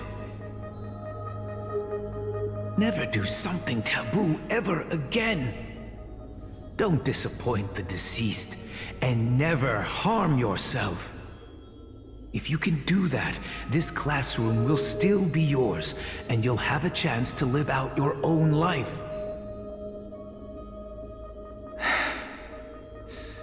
Since I was able to see her one last time, I have no other desires. You're right, teacher. It's time for me to start a new life. I am sincerely glad for you, child. Now then, what topic would you like to study? I wish to continue Thelesis' research. Continue the research into souls, but you know that the Grove has long since understood his philosophy like the back of their hands. Even if you continue digging into this subject, your efforts will likely be futile. No, teacher.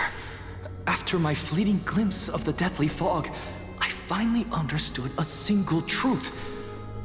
Since ancient days, our understanding of souls is but the tip of the iceberg. I may have lost an eye, but my view of the world has become clearer than ever.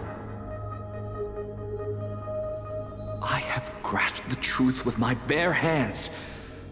Watch as I turn this farcical world upside down.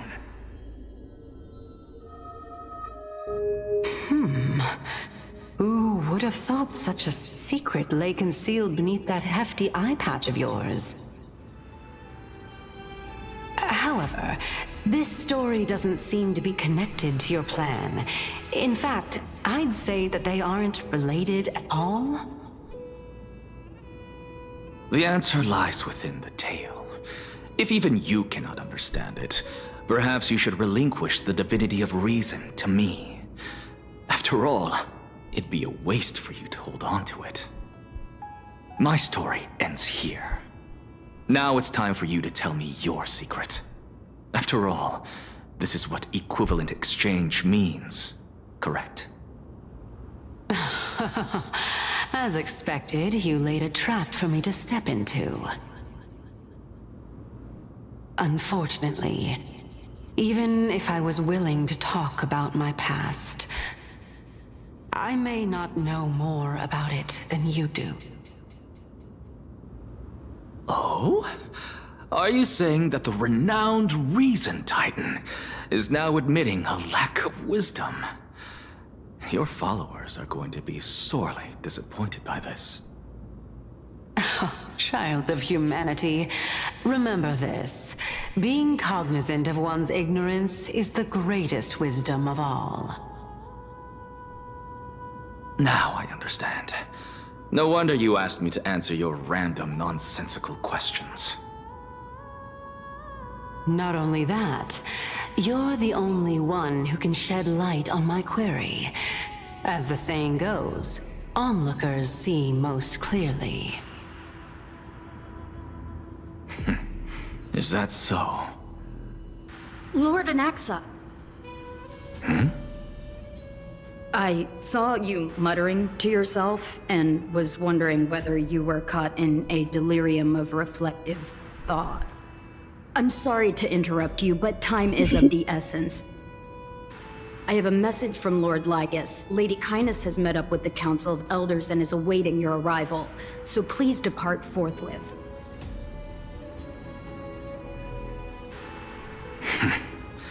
It's finally time. Carefully. The one who created the world, and the one who bears the world.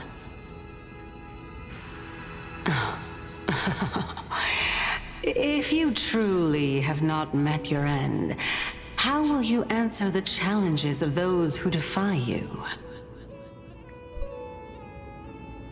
I didn't expect you to agree to Lady Kindness's invitation. What a wonderful turn of events. To tell you the truth, there are many people who hold grudges against that Lady Goldweaver.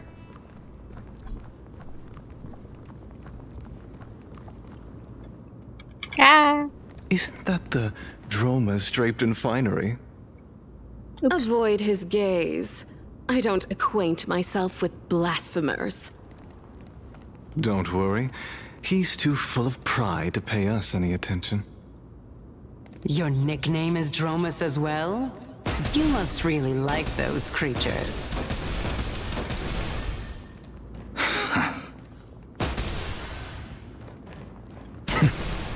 Shoot him.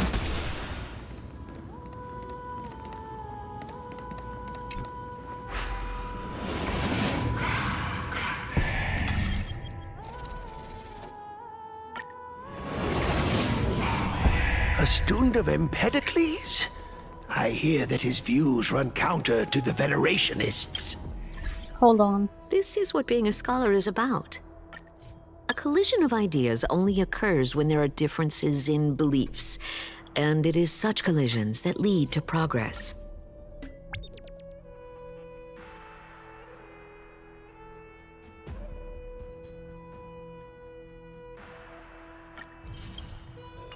Yay.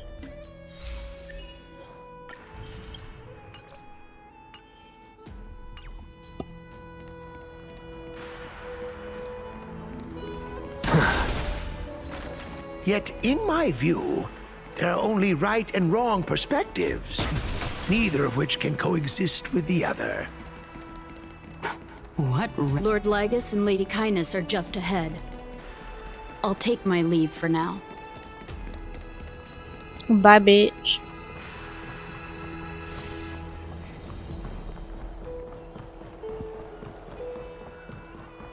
Welcome to the Demigod Council, esteemed guests. Lord Anaxagoras, I've heard so much about you. Oh, Head of the you're an old Neusporus of little the Grove of Epiphany, lady. notorious blasphemer, a Chrysos heir who bears Circe's core flame, a survivor of the Grove calamity. Did I miss anything? Well, if so, please be so kind as to enlighten me. Since Lady Kindness is already well acquainted with me, I won't waste any effort introducing myself again. But then again, perhaps the customs are different here. Back in my hometown, there is a form of etiquette known as honoring guests. The host will welcome their guest with warm hospitality by treating them to fine wine and a cozy bed. And yet, ever since I arrived, I have not been welcomed with warm courtesy or ceremonial gifts. Instead, I am met with intense scrutiny. Even more absurd, the host has sharpened their blade and instructed their servants to lie in wait in the shadows. Perhaps you intend to cut open my heart, retrieve the core flame, and then hold a grand feast for all of the guests. Everyone, stand down. Thank you for understanding. I am but a feeble scholar who is not used to the stench of avarice and blood. No need to be humble, my lord. From my perspective, your courage and gumption are worthy of the reputation of the Seven Sages. Your bravery is more than adequate to accomplish our perilous endeavor. So, you wish to start a war? Well, since the Chrysos heirs are calling for war, we will respond in kind. Conflict is inevitable. Since Aglaya endeavors to suppress the virtuous commoners with blood of gold, we will not hesitate to display the rights and mettle the citizens of Akima are so entitled to. As to your question of whether peace is still a viable option, well, to that I can only say this. Everything hinges on the next citizens' assembly and whether they have a sudden epiphany amid the clamor of the masses. And since you, as a Chrysos heir, accepted our invitation, you have indeed given us a glimmer of hope. What brazen arrogance. What you're saying right now is worlds apart from what you were saying before you retired your cleaners. I don't deny it. After all, they're responsible for cleaning up any threats, and just a moment ago, you were on the side of the Chrysos heirs. But now that you're an ally of ours, we can continue talking somewhere else. As you know, these walls have ears. I was fortunate enough to have the opportunity to discuss a treatise about the Venerationists with your teacher, Empedocles. Yet, it seems you subscribed to the Nusporists instead, Lord Anaxa. I've heard that this school of thought is one with many detractors. It's normal for ideas to have supporters and dissenters, just like how there are two types of people in this world, geniuses and dimwits.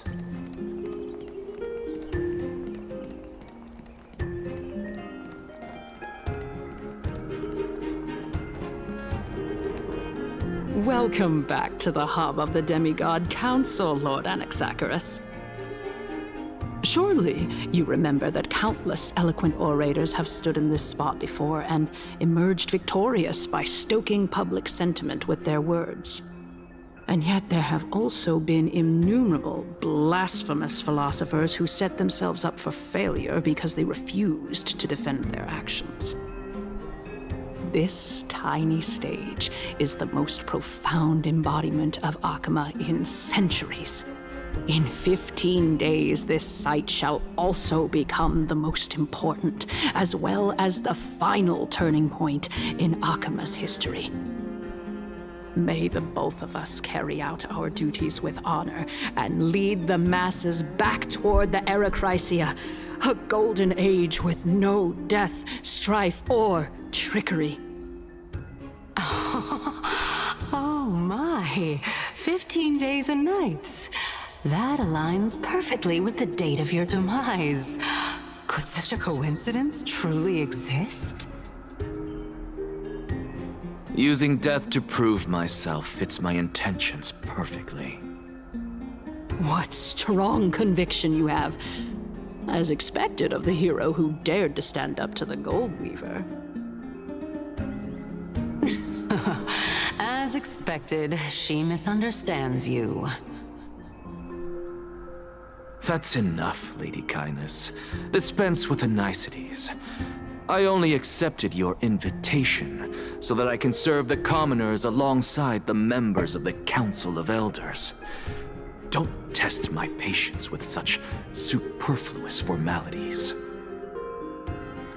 Well, you say that now, but surely you also require my aid as well, so that you can stay alive even when being pursued by the Golden Thread? You worry too much. She won't show her hand too freely, as she still needs to garner support from the masses at the Citizens' Assembly. Even someone like me can tell that only a sliver of her humanity remains. Surely you're not asserting that she will definitely act in a rational manner. As you're no doubt aware, Aglaya covets the core flame that I possess, which makes it the bargaining chip that allows me and the rest of you to negotiate with her. However, in return, I'll need the Council of Elders to support me as much as possible. Naturally, this includes the guards as well.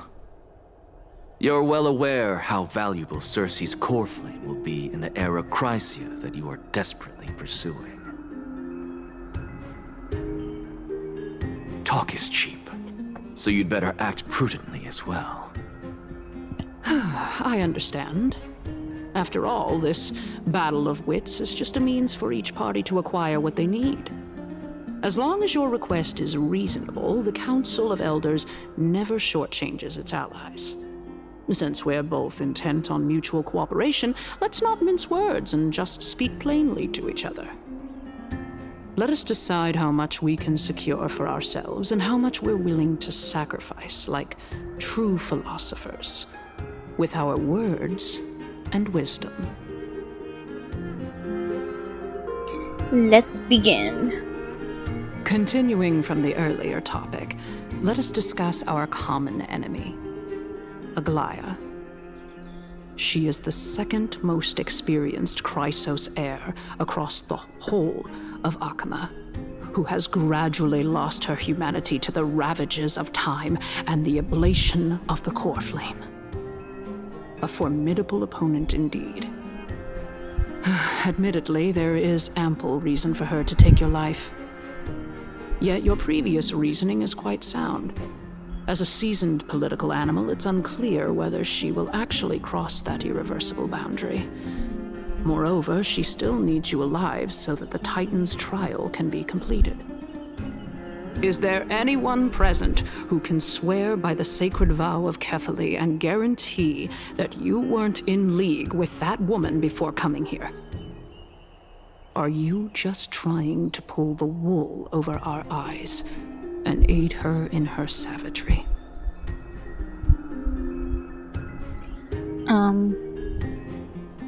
She is literally prepared to execute me. I believe you're aware of Castorus the Executioner. Long before I returned to Akama, Aglaya had already dispatched her to monitor me. If I weren't able to reach this place in time, I would have been forced to meet Thanatos first. As compared to a comprehensive plan with uncertain results, if you decide to cut open my chest and remove the core flame, wouldn't that settle her nerves even more? Everything is in place. She just needs the right timing. I understand what you mean.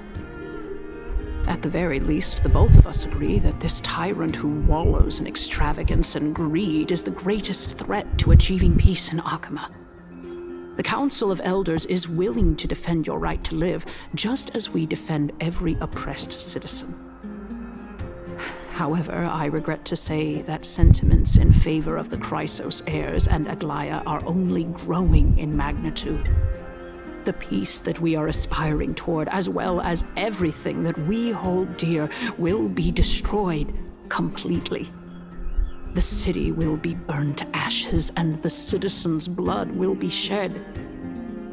Tell me, what are you willing to do for our esteemed citizens so that they can vanquish the enemies of our fine city? Garnering my support is equivalent to garnering the support of the entire grove. I'll be the one to shatter Aglaya's self-righteousness. Aglaya's authoritarianism, conceit, and arrogance have granted her unfettered control for the most part. Yet these traits are also her greatest weakness. If I can render her helpless by forcing her to experience the agonizing pain of betrayal, I am certain she will never recover from such a setback. Surely you don't believe that such a tiny betrayal will be enough to push her to her wit's end. What's more, there are many who remain silent, merely watching to see how much chaos I can unleash.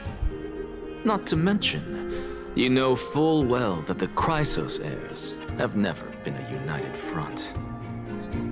In the name of Kefali, Akama thanks you for your sincere and valuable thoughts. At this stage, it's clear that you and I understand the benefits to be won from this discussion. Let me put it plainly.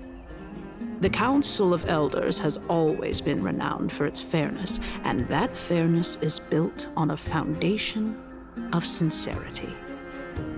The Council of Elders has vowed to all citizens of Akama that it will always remain loyal to them. As for you, my lord, how will you guarantee that you will be able to live up to such earnestness and will not betray Akama's indomitable citizens when the opportunity presents itself? Just as you now betray Aglaya when it suits you.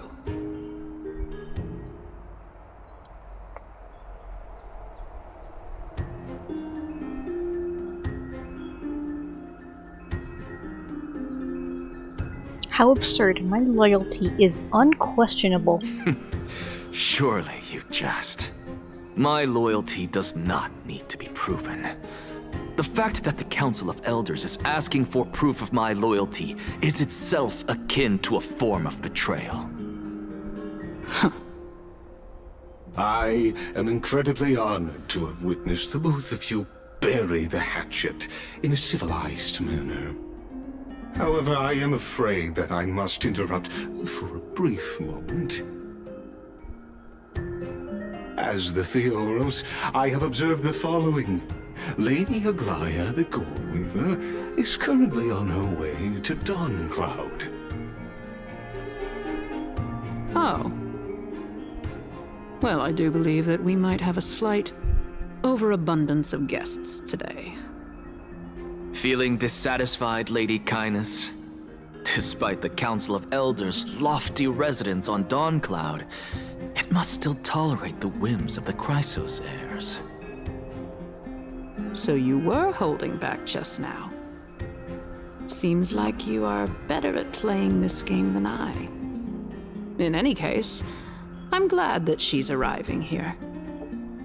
So tell me, Anaxagoras, now that you're an ally of mine, if Aglaya were to demand that I hand you over, what should I do?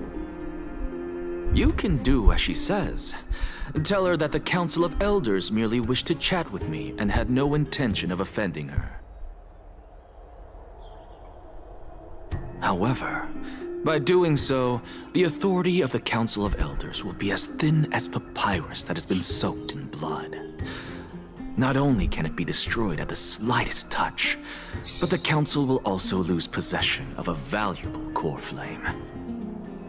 No, more like 2 core flames.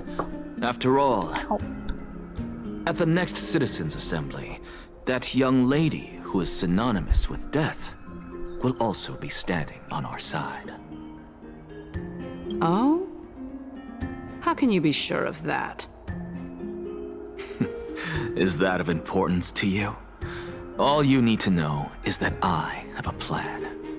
In my opinion, you should be more worried about the impending threat. If Aglaya can seize me in full view of the masses today, she could also dismiss the entire Council of Elders in one fell swoop tomorrow. If that happens, the discussion that we've just had will turn into an utter joke instead. Is this the outcome that you wish to see, Lady Kynes? Fine. I will handle this matter appropriately. But you do best to remember this. Fool the people and karma will be on your tail. I'll overlook it this time, but don't count on there being a next time. Unless, of course, you crave cruel punishment and consider suffering the perfect state to ponder the true nature of souls.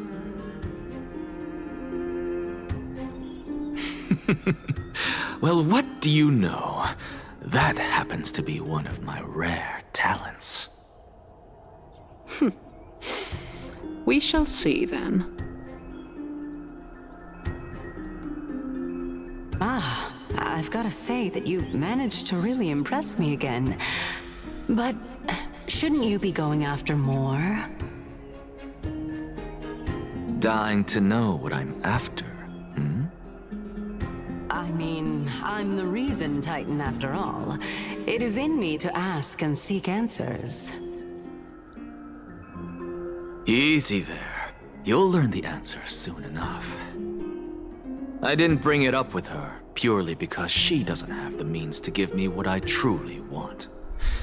It's as they say, onlookers see most clearly. The true masters of Dawncloud have always been the Theoros, who watches over everything. Everything.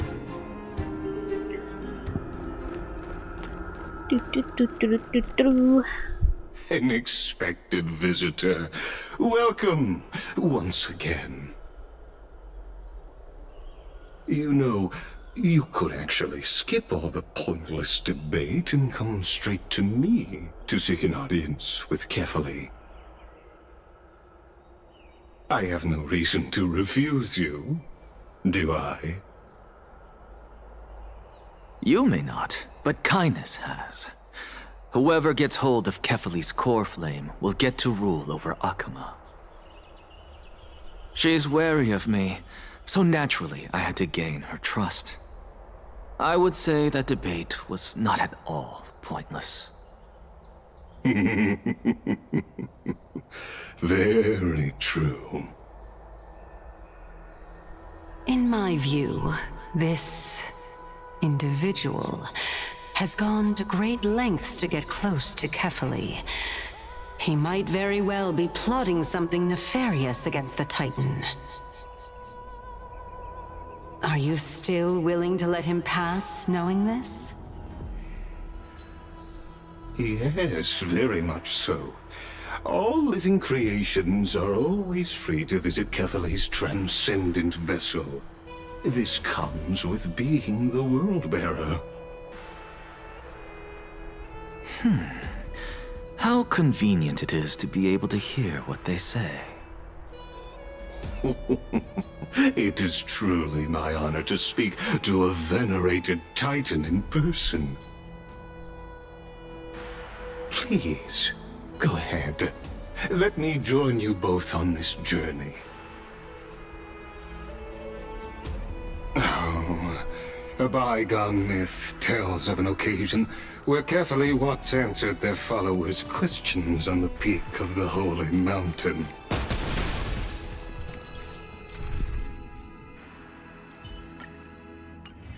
Their followers have since believed that scaling this Titan cliff is one way of being with the god.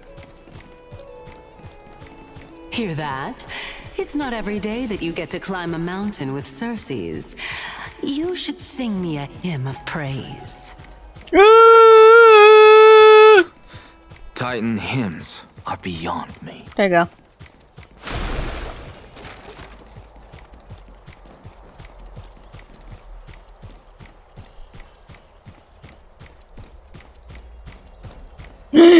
No, Go chest. ahead. Take this Yanis shortcut, and the long pilgrimage stairway will be waiting for you at its end.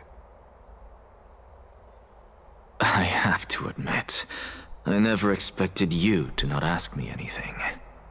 Not even my motive. Because I know very well what it is you are after. As the saying goes, a gentleman helps others achieve their goals. I have a feeling that your theory will be validated at the end of this journey. I believe Kefali will not deprive you of your right to ask your question, especially now that you're on the brink of death. You must be closer to Kefali than anyone else. Wouldn't you agree? I hope things go as you say, then. Putting a child of justice into a farcical world is bound to turn it upside down. It is my hope that you bring a much-needed change to this world which is on the brink of destruction.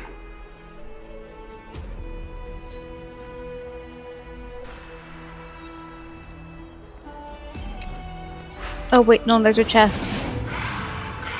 No, let me exit, let me exit, let me exit, let me exit. Where's my mouse? Let my mouse show up.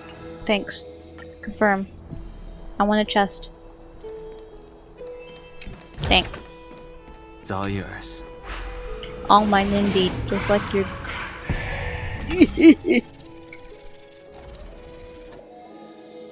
This clip is already 2 hours? Bruh.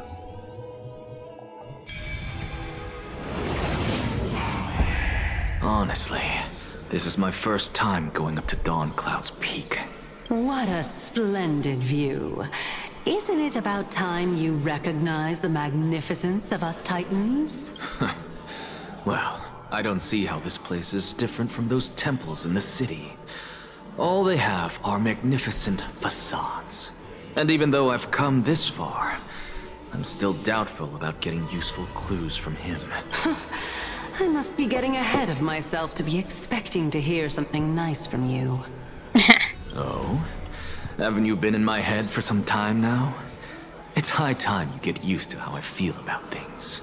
Alright, we're just a short hike away from Kefali.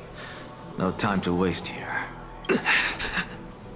Oh? So the intellectual debate from earlier was too draining for you, huh? If Amphorius gets a new lease on life, you should focus on strengthening your body and stop shirking social interactions. Save your concern. The Titan is in sight. Can you make it? Why? Are you going to carry me up if I were to fall now?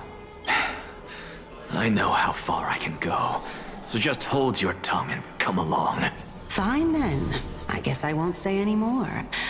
I'll just wait till your soul dissipates completely to gain control over your body. Wait.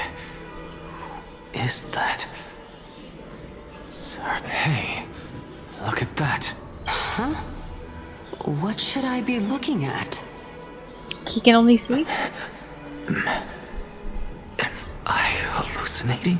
Or do we even get to see souls when we're close to dying?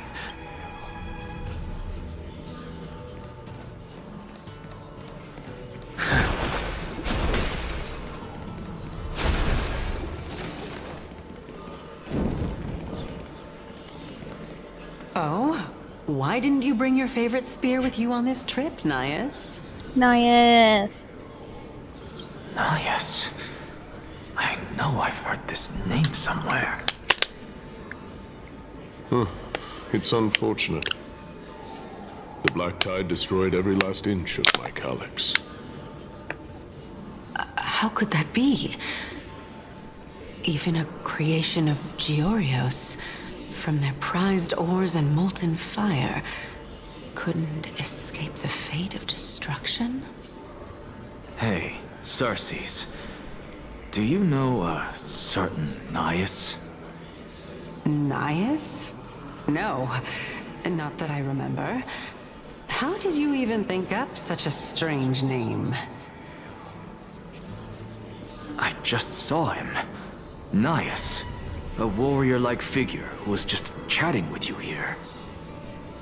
No, I have no such memory. Could you be hallucinating?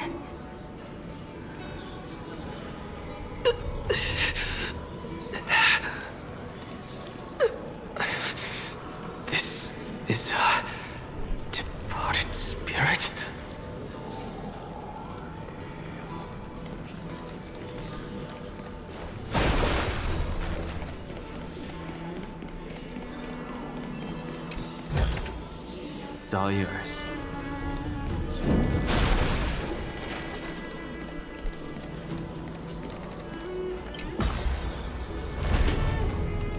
Whoa, that's creepy. I hate that.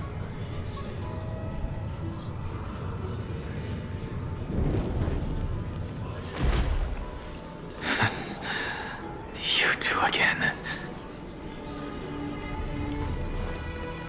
Enough about me. Did Kaos ever reply to you? Well, regrettably. Seems like the price of becoming a demigod is a lot heftier than we thought. Kaos. Demigod. I've never heard of this person. Which Titan's authority did he inherit? Look on the bright side, Nias. Since we've come all this way, I doubt he'd snub his old friends, would he? Let's just hope we mean as much as the world to him. Hey! Are you seeing that same hallucination again? Yes. It's still you and Nias, but you're now talking about a certain Kaos. Kaos? This name sounds just as strange to me. Never mind. I think I know what this is about. If things are as I thought, then they aren't hallucinations, but the souls of people. What? But if those are the souls of the dead, then what am I? Amphorius is a cycle? Beats me. So, for all I know, you're just an illusion I conjured up in my dying moments. So she used to be human and then ascended to be Cersei's. And got her memories wiped whenever she was human. Let's just keep going. As long as I take in more sights and hear more stories. Know your limits. Wander too far among the dead, and even I might not be able to save you. Fine. If this is indeed Polyverse as I and their thought, Plumper audios. then this will be very amusing.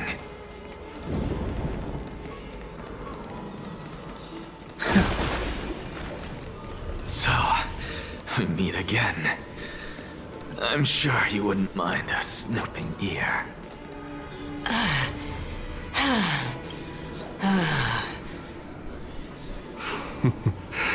Can you keep going? Of course. I'm just...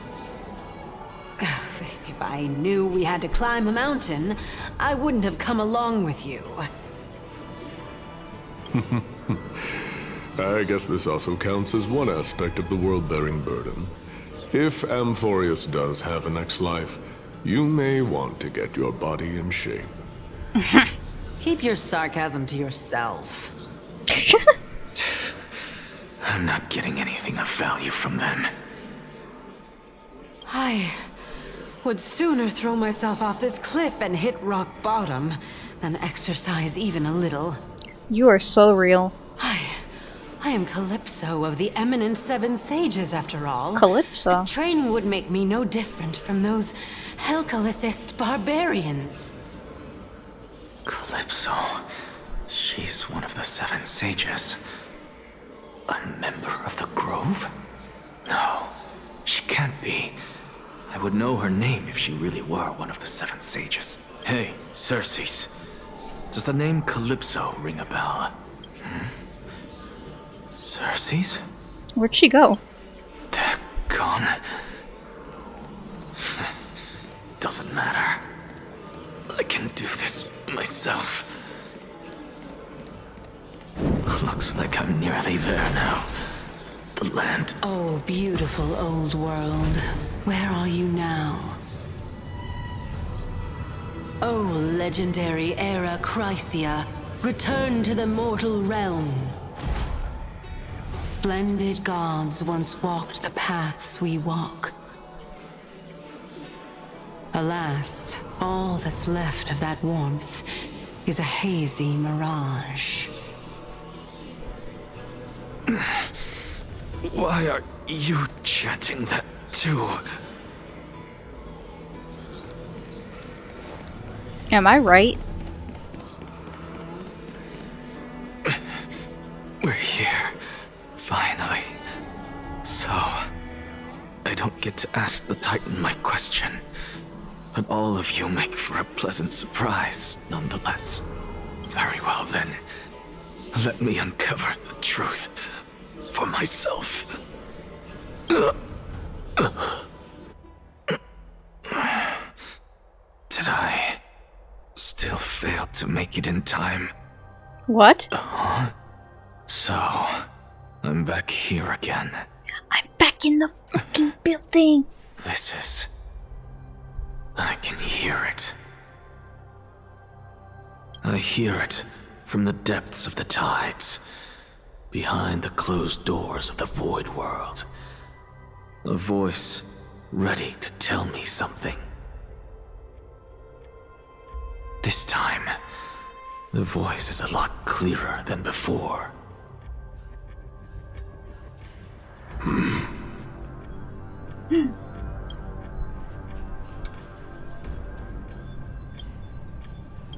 Since we've come this far, let's just wait.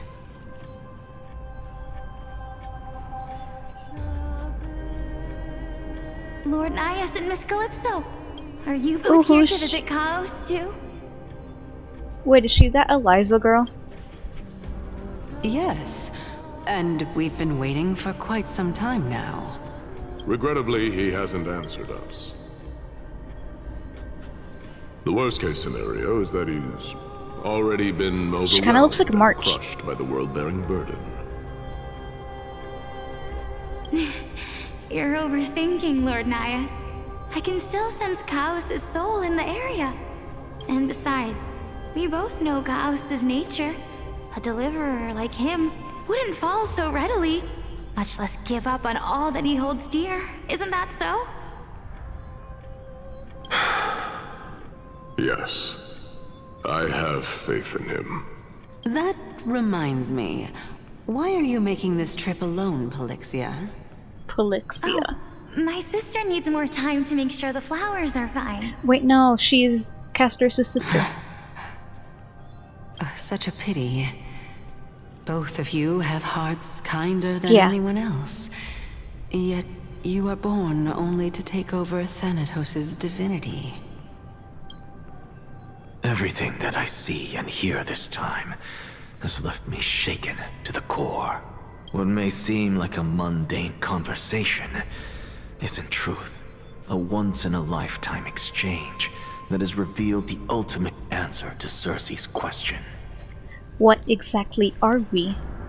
The conjecture has taken shape and must now be solidified into a theorem. Next, I only need to seek verification from Kefali. By doing so, I can answer Circe's question and reclaim my body. But no, I will not do that.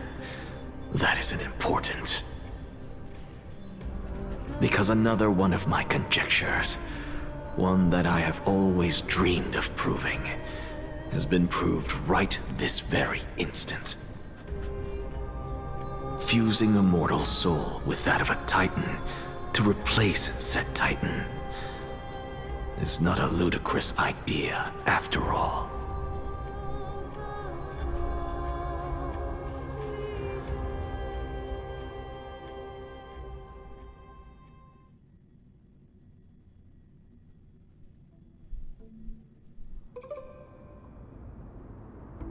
What are you thinking about?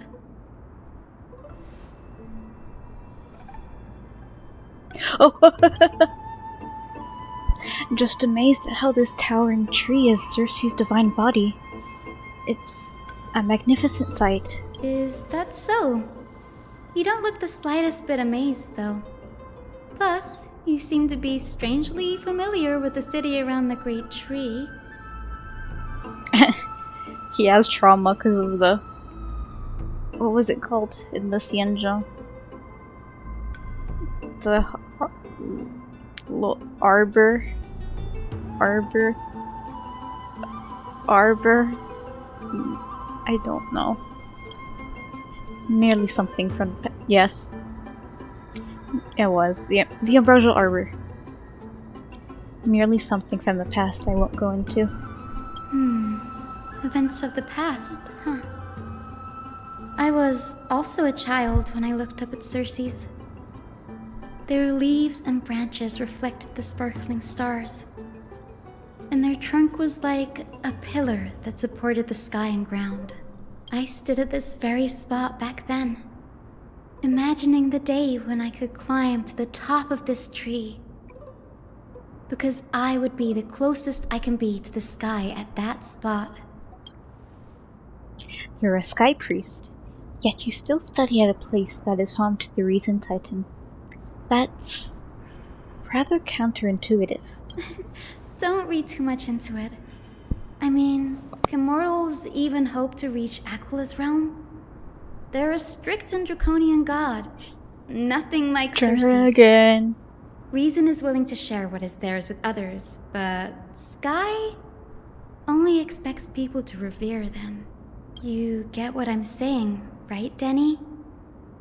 After all, the Titan that imprisoned you and Grey here in Amphorius is none other than Aquila themselves. That killed me. Yes, I didn't count on provoking the ire of a local god. But there will always be people who dream of soaring towards the sky. The Grove has a wealth of research on Aquila, and that is exactly what we are here for.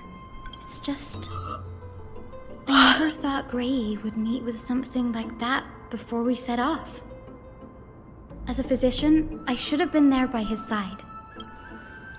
Bad luck tends to come in streaks, so don't beat yourself up over it. Besides, Aglaya needs you here to uncover the truth behind what happened in the Grove. Let's just make the most out of this trip and keep a lookout for any documents related to the Death Titan. They could be of use. Yeah, there is no rest for the weary, huh? No rest for the wicked.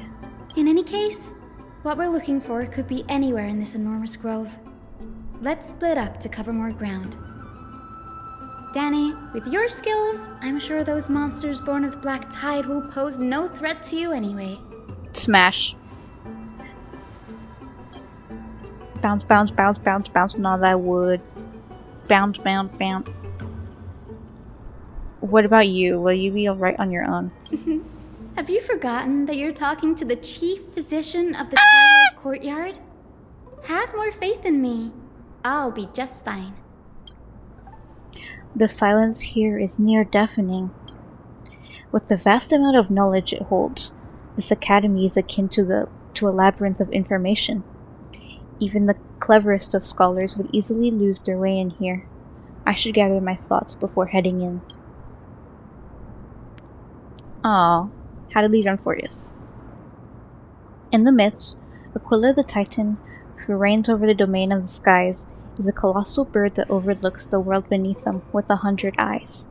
As long as they continue to soar above the clouds, the people of Amphorius will remain trapped on the ground. Hyacinth's forebears are priests who worshipped Aquila. Nobody is more familiar with the taboos of the Sky Titan than her. Seeing how Aglaya has sent her here as a guide, it's possible that she plans to have Hyacinth take on a trial in the future. Amphorius' Titan mythology. In Amphorius, Titans are a common topic of discussion. People can create myths that, in turn, conceive Titans. It's a tricky task to keep an objective view when among people of Amphorius. Is there a way to step out of the situation and look at it from a different perspective? Titans and Eons.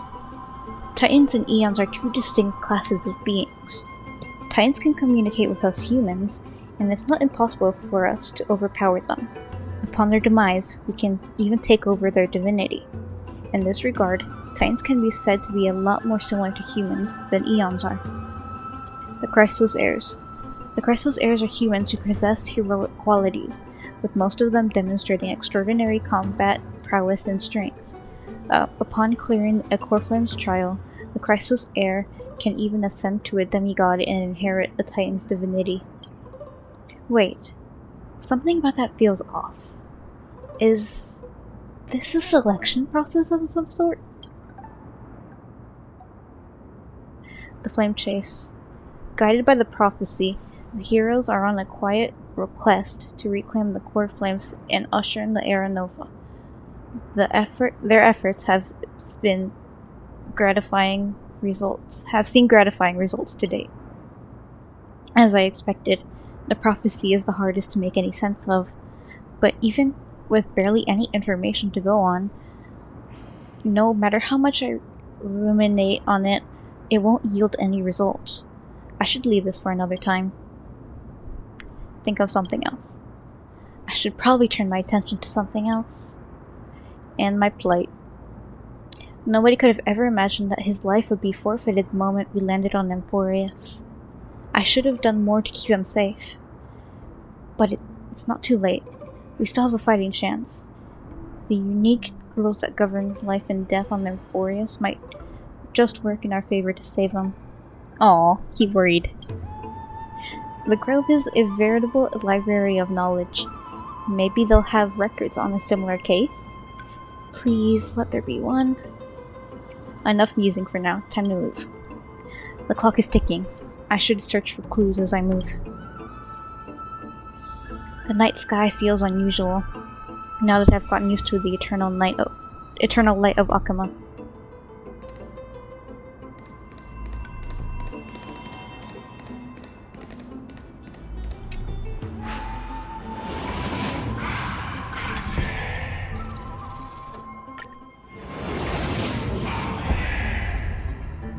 Wait, nah?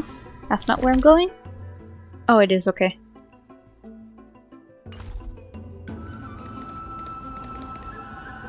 Wait. What? Okay, I'm going backwards.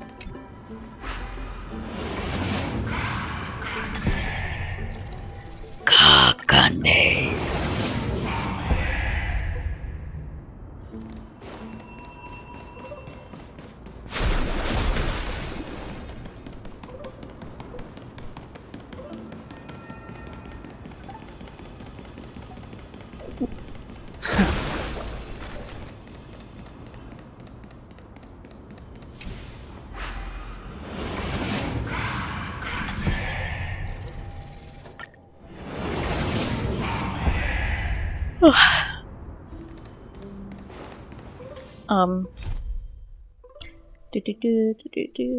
Denton's.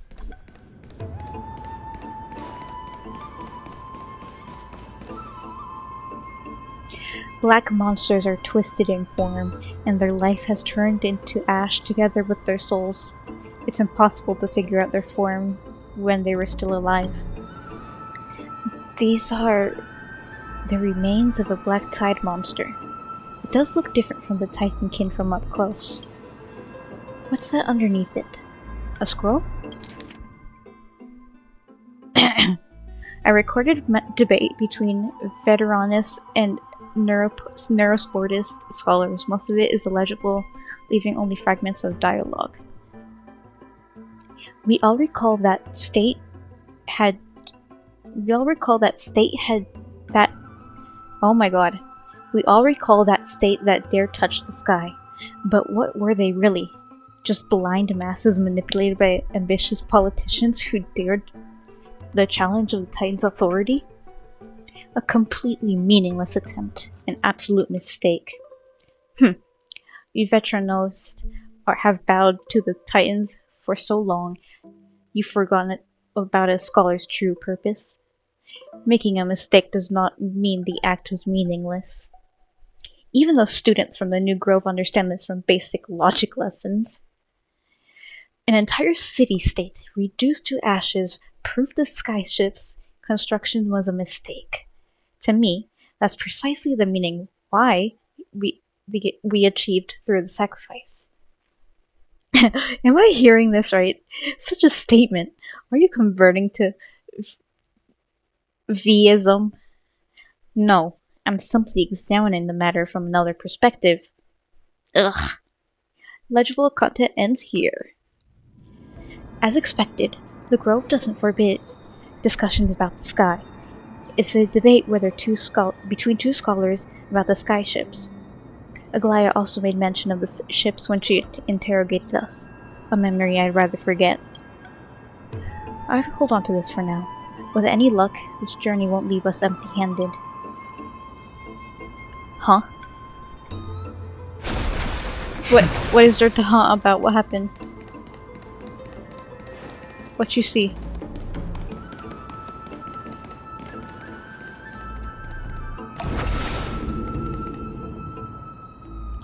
That's Hyacinth?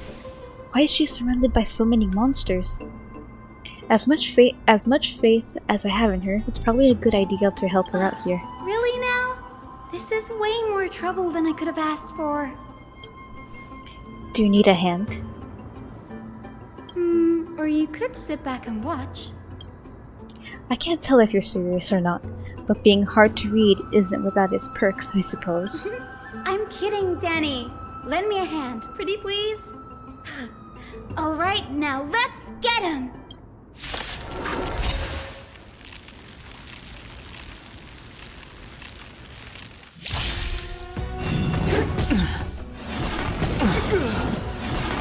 No dirty tricks, Elaine. Watch your head. Wanted to doubt farewell. I sense a storm. Heaven surge. Rise! Awaken, dormant scales. World-cleansing dragon. Heaven surge. Break! Teehee. This place is practically in ruins. What happened? There shouldn't be this many monsters here. The Black Tide is remarkably quick to detect the light of Amphorius. So or rather, the blessings of the Sky Priest in me, might have unknowingly called them to me. Anyway, never mind that for now. Here, you might want to have a look at this. I found it around here and thought it might be of interest to you. Oh. Well then, enlighten me. What exactly do you mean by examining from another perspective? Simple, you see. When we stand normally, the sky is above. When we stand on our heads, it's below our feet. Ha! I don't even want to know what kind of situation inspired you to make such exalted theories. By the way, I have a student who loves to write satirical comedies and once wrote about a fool who could not figure out a question no matter what. As I said, there's no reasoning with you V's.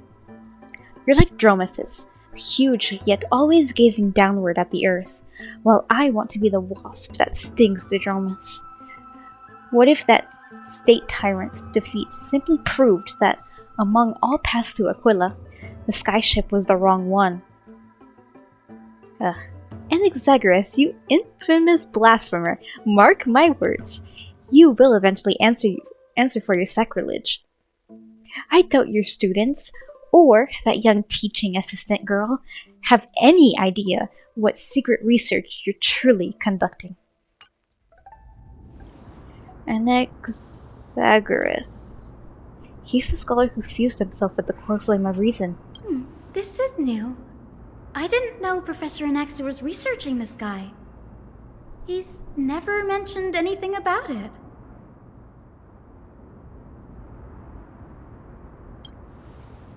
Phynon said Anaxa might be opposed to the Flame Chase journey. Might is an understatement. Anaxa has never been one to venerate the gods, nor has he ever found it within himself to put any faith in the prophecy. People have come to think of him as a heretic, even in a place as liberal as the Grove. Yet, it is also this very blasphemer that Circe favors. Fate sure works in mysterious ways. I picked up a scroll on my way here, too. It looks like it may be related to the one that you're holding. Oh? Let me have a look. Hyacinth combines both records together.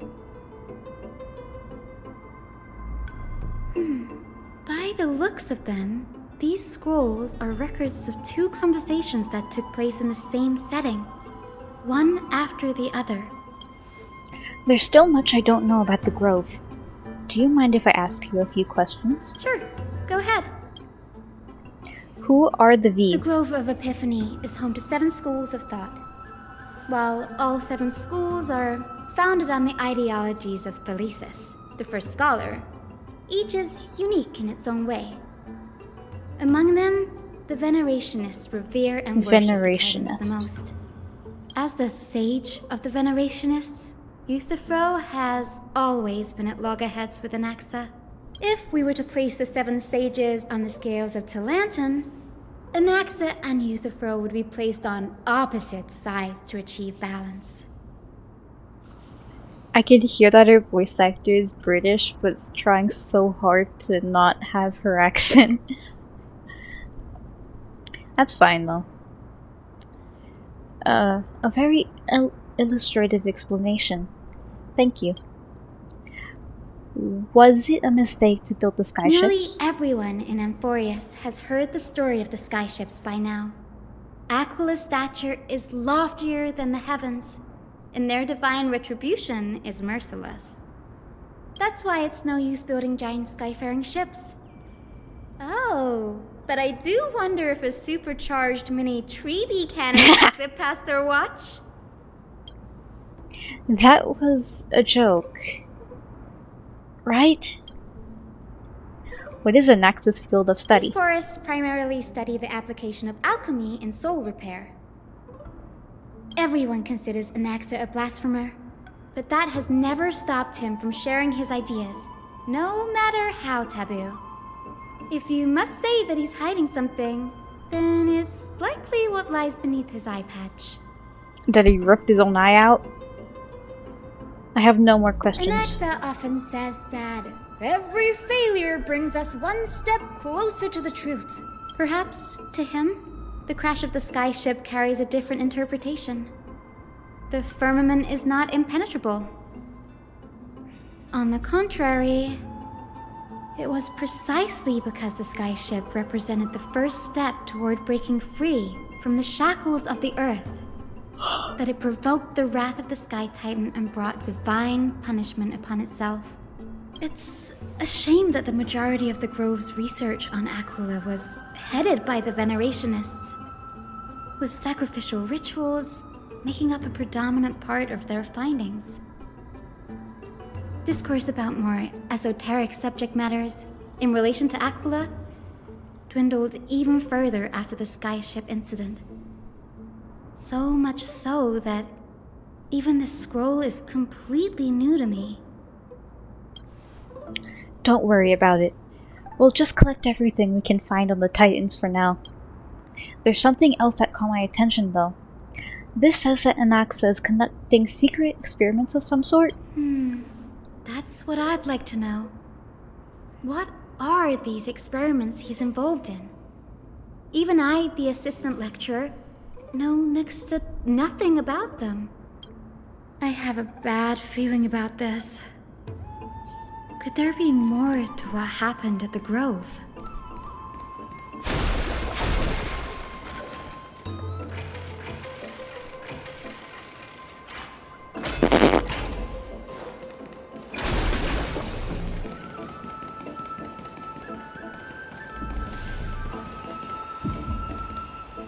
This is the Library of Philia, a place where the Grove stores its collection of tomes. Other than books written by the 7 schools, you can also find philosophical texts, ballads, and religious writings from the Outlands here. Cities that desire to learn from the Grove were apparently expected to contribute knowledge of equal value to what they sought. We've had more than our fair share of hilarious episodes over the years. For instance, it's said that the Erythrocheramists once borrowed a manuscript from a certain author, but ended up returning a copy instead of the original. What's more, the original manuscript was supposedly then hidden here. That doesn't seem like a nice thing to do. Nice? No need to hold yourself back, Danny. You can just tell it like it is. Their behavior was no different from bandits. They're no good, mother. Well, if you don't mind, did the Grove ever rob Castrum Kremnos? Whew. You've got me there. Some said you couldn't even find a dictionary in Castrum Kremnos, so I guess they were spared. There are too many books in the Library of Philia. Flipping through them all will take too long. Why don't we use the Biblioslate to search for the texts we need? We can bring them back to Akama for reading after that. Agreed. This place isn't safe. We should leave as soon as we're done. There are still several more scrolls strewn all over the place. I'd rather gather them while you pull up those texts. This way, nothing will be overlooked. Search for the materials left by Anaxa.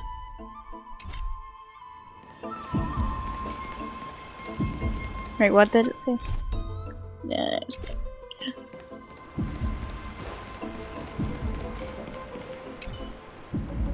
A record of many research topics. A Caprice scholar who had applied for, and the replies from their school sage about these topics. Topic 1.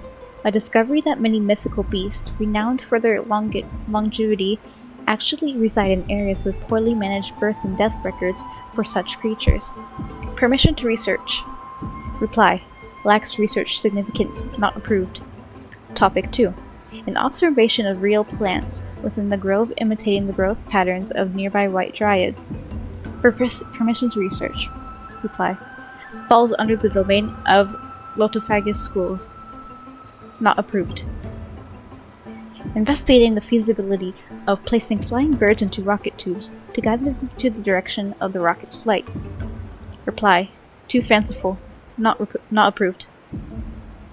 And the subsequent topics were increasingly eclectic, yet the outcome of the replies remained unchanged.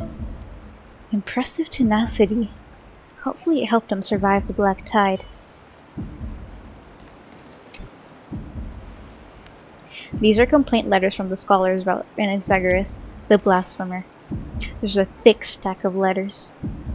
Based on the dust accumulated and the perfectly intact seals, the complainee did not even bother opening them and just chucked them aside into a corner. This is about Anaxa? I should read these. Hyacinth, you should come have a look too. Ugh, it's so dusty in here. Whoa. Are these all complaints about him? I can already see what they must have written. Anaxa has no respect for the gods. His very existence undermines order in our society. They're probably all things like that. Does Anaxa hold that much influence? Why else would they call him the Great Performer? When Anaxa established his school of thought, the first thing he apparently did was read his own work to everyone. Are the Titans truly an accurate reflection of what humans think gods should be? Worlds created by gods are indubitably perfect, but what of Amphorius? Only foolishness and insensitivity everywhere you turn. An uncanny impersonation. What happened after? They marched him straight to the seat of judgment before he could finish. Though what he took on in the end was more of a debate than an actual trial. He had to address every one of the scholar's allegations, or face expulsion from the Grove. The first allegation was... Do you agree that since the Titans created the heavens and earth, so the mountains, rivers, and seas must likewise be their creations? Am I supposed to put myself in Anaxa's shoes to answer that? No. Based on the history of the Flame Chase journey, humans have the potential to take over divinity of Titans. Anaxa said the same thing then. Needless to say, his critics didn't take kindly to his answer, so they followed up with a second allegation. You claim to be studying souls, yet you are, in fact, defiling them and committing acts condemned by the gods. Do you admit it? That's a serious allegation. Did he really do that? Anaxa always wears an eye patch, never removing it, even when alone. Some say he used one of his eyes as an alchemical ingredient. 'Cause he did. Every being in the world owes their safekeeping to Kifili, and this is even more so for the Chrysos heirs who have divine blood coursing through them. If he has really done something of that nature, then it'd indeed be sacrilegious. Then he's sacrilegious. Thankfully, they had no way to prove it, so it amounted to nothing more than an allegation in the end. One by one, Anaxa engaged in wars of words against those who would challenge him. Toward the end, a scholar asked him, "Anaxagoras, have you any respect for the gods?" It was only after a brief silence that he answered, "I have never denied that titans are meant to be noble constructs." What he didn't say, that the Titans are not noble, rings louder in this case. Yes. I'm not sure how that controversy was eventually resolved, but what's for certain, at least, is that Anaxa was allowed to stay in the grove where he continued his research, despite being regarded as a heretic. By the way, this stack of complaint letters has reminded me of a place in the grove. We may find clues there that aren't on the teleslate. I'm talking about Anaxa's alchemy lab, hidden between the cornerstones. Given the Grove's meticulous approach to archiving, could there really be such an oversight right under their noses? It's a well-kept secret. Among the 7 sages, excluding the nominal chief sage, each has a private sanctuary where they can conduct research undisturbed in their free time. Even the administrators of the Library of Philia are restricted from accessing those places and documenting the sage's research. But with the grove in this state, I'm sure Anaxa won't be mad even if we sneak into the lab for a short while. Right? Yeah, he will. These trees, they're like a maze.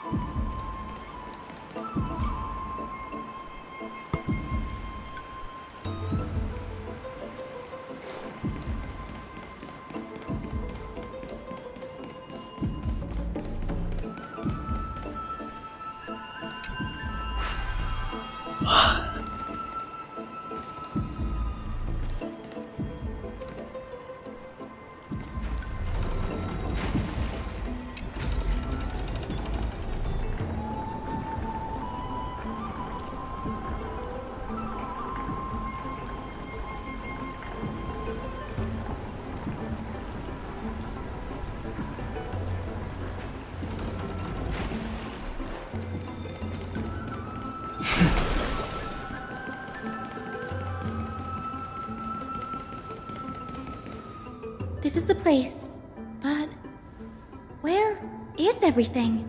Materials for alchemical experiments, matrix diagrams, and even the seal to the lab. They're all gone. Did the Black Tide destroy it all? No wonder we didn't see any defense mechanisms along the way. Have you ever been here before? No, not even close. Not only are alchemy experiments high-risk activities, but Professor Anaxa also has a penchant for using bizarre materials. Students often saw him walk in looking right as rain, but come out covered in soot with his hair singed. Naturally, no one dared to come near this place. Huh? That bookshelf over there seems to be the only thing still intact.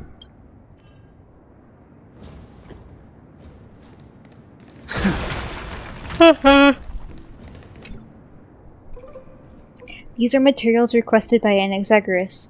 Documents from various fields have been compiled into one place, including Titan creations, University of the Soul, alchemy, doctrine, and so on. Most of the materials look to be within the research domain of the Nuasphorus school of thought. However, a document titled A Study on the Chrysos Heir's Background is mixed within. The Holy Maiden of Yanasopolis, Tribi, Trian, and Trinan, descendants of the Holy Maiden from the Temple of Three Fates, Gold Weaver Glaya of Akama from the Menasia priestly family, the Prince of Castrum Kremnos, Hyacinth of the Twilight Courtyard. All of their ancestry have varying degrees of connection to the divine titans or their divine authorities. Does the gold blood come from the heritage of priest families or royal bloodlines? Anaxagoras, I myself show no such connection. Kefli the creator, what criteria did they use to create the golden blood, to shape the Christos heirs? Yet Castorus, the servant of death from Idonia, her lineage is neither titan, priest, or demigod, but she has walked the earth for at least a millennium with the power to grant death to humans. Where did this power come from? Another texts speak of the dragon legends in Styxia. The alchemical extraction of a soul ripped from a dragon corpse is intriguing. Dragons appear to be the Titan's creations. Perhaps there's a way to reverse the process, using an alchemy to refuse human souls with Titan creations, increasing the purity and divinity of golden blood towards the absolute. This theory must be tested, experiments to be arranged. What's going on? Anaxa is conducting research on our friends in Alchema and... me? This journal contains several intriguing points. The creation of Titans. From the Abyss of the Fate to the Castrum Kremnos, I've seen many a Titan creation during my time in Amphorius. Lifeforms created by Circes can also be found in the Grove. But fusing them with human souls through alchemical means? I can't even begin to imagine. Anaxa seems to hold special interest in the divinity coursing through the Christos heir's veins, and has even conducted a thorough investigation to the hero's background. It wouldn't have been so strange if he had focused only on Cassie, given her own curiosity about her origins. Plus, considering that the new Sporists have crafted omnipotent medicines capable of curing diseases, it also makes sense that he would conduct research on immortal Christos heirs. But now, it seems Anaxa's objective was never to create medicine, but to identify the origin of the golden blood and figure out its inner workings. Anaxa's research. Through alchemy, Anaxa aims to refine the golden blood in the Christos heirs to a degree of purity equal to divinity. This must be what he means by close to true purity. But treating both Titan creations and the human body as materials to be used in alchemy experiments? That's rather extreme. Danny, look at this. I have a bad feeling about this. The previous approach has flaws. Fusing human souls with the Titan creations does not purify golden blood. Even pure Titan creations are contaminants to the Christos heirs' golden blood. Soul fusion between humans and creations merely repairs impurities of the soul, or maintains a connection to dying souls. While creation myths tell us that Christos heirs and other creations were all made by Titans, their nature differs fundamentally. The Titans' creations are no intermediate products of an alchemical process, and that the Christos heirs are closer to the Titans than the creations. In other words, I should have not considered Titan creations equal to Christos heirs. The hypothesis that I should focus on is the one pointed towards the Titans themselves. Such rare chances to study Titans demand a meticulous selection of research subjects. Living Titans proved impossible to restrain, and dead Titans offer no insights worth pursuing. But dying Titans, they are the perfect research subjects. Only by understanding the fundamentals of the creation can we ensure perfection at the moment of everything's birth. Through my own hands, I will melt a Titan and reach the true essence of the soul. My biggest fear. It's come true. After going through his notes, Oogly boogly I bitch. think I can piece it all together now. Anaxa was carrying out experiments on soul transmutation. Do you mean he's trying to reconstruct human souls alchemically? Yes, this is what he was secretly conducting research on. Something he had to keep hidden from others. Compared to his public speeches, this is the real blasphemy. Oh, I just thought of something. What's wrong? Do you remember when the Black Tide was approaching?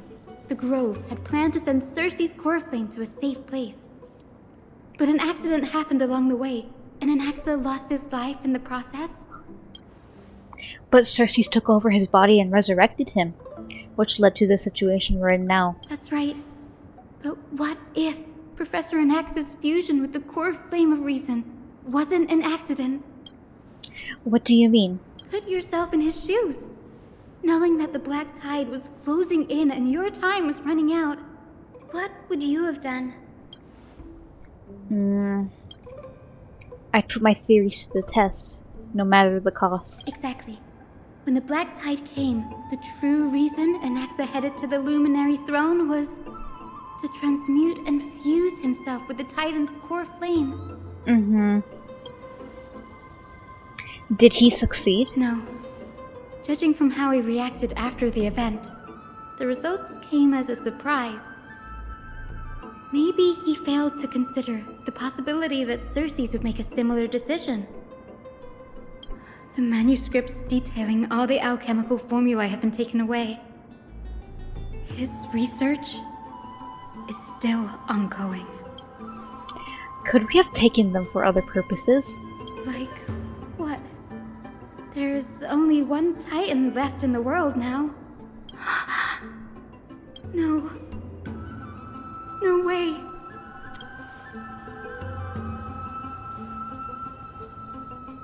To conceive an entity of perfection, one must first understand the principles of creation. If Anaxa is an Akama now, then that means... He's after Kefali! Uh-huh. Sir, this sky above us, it's not real, is it? Of course not. This is just an image from a projection device used for educational purposes. A simple trick. The day-night cycle has been lost to this world. So that students like you may still learn about the night sky, astronomers have harnessed the Titan's miraculous power to manipulate the light, projecting the nights of the past here for you. Much like how the sky above the Holy City is also illuminated by Kefali's dawn device. So, the skies of Akama are fake too. You mustn't conclude that, Anaxa. You should know that only a child would expose a trick and be proud of it. Often people know more than they let on. They simply choose to feign ignorance because they have no other choice. Then they're just deluding themselves. People believe in Kefali's tale of Genesis, accepting wholesale whatever the priests preach. Evangelion. But we're different. We've already walked out of the firelit cave of ignorance. We have already realized that we live in a world where Titans make the rules. Even when we look at the sky, we're only seeing what they allow us to see. Rather than gazing at this mockery of a night sky fabricated by them for the rest of my life, why shouldn't I be the one to take control of the projection device instead? So much time has passed since you sowed the seeds of doubt in my heart, child.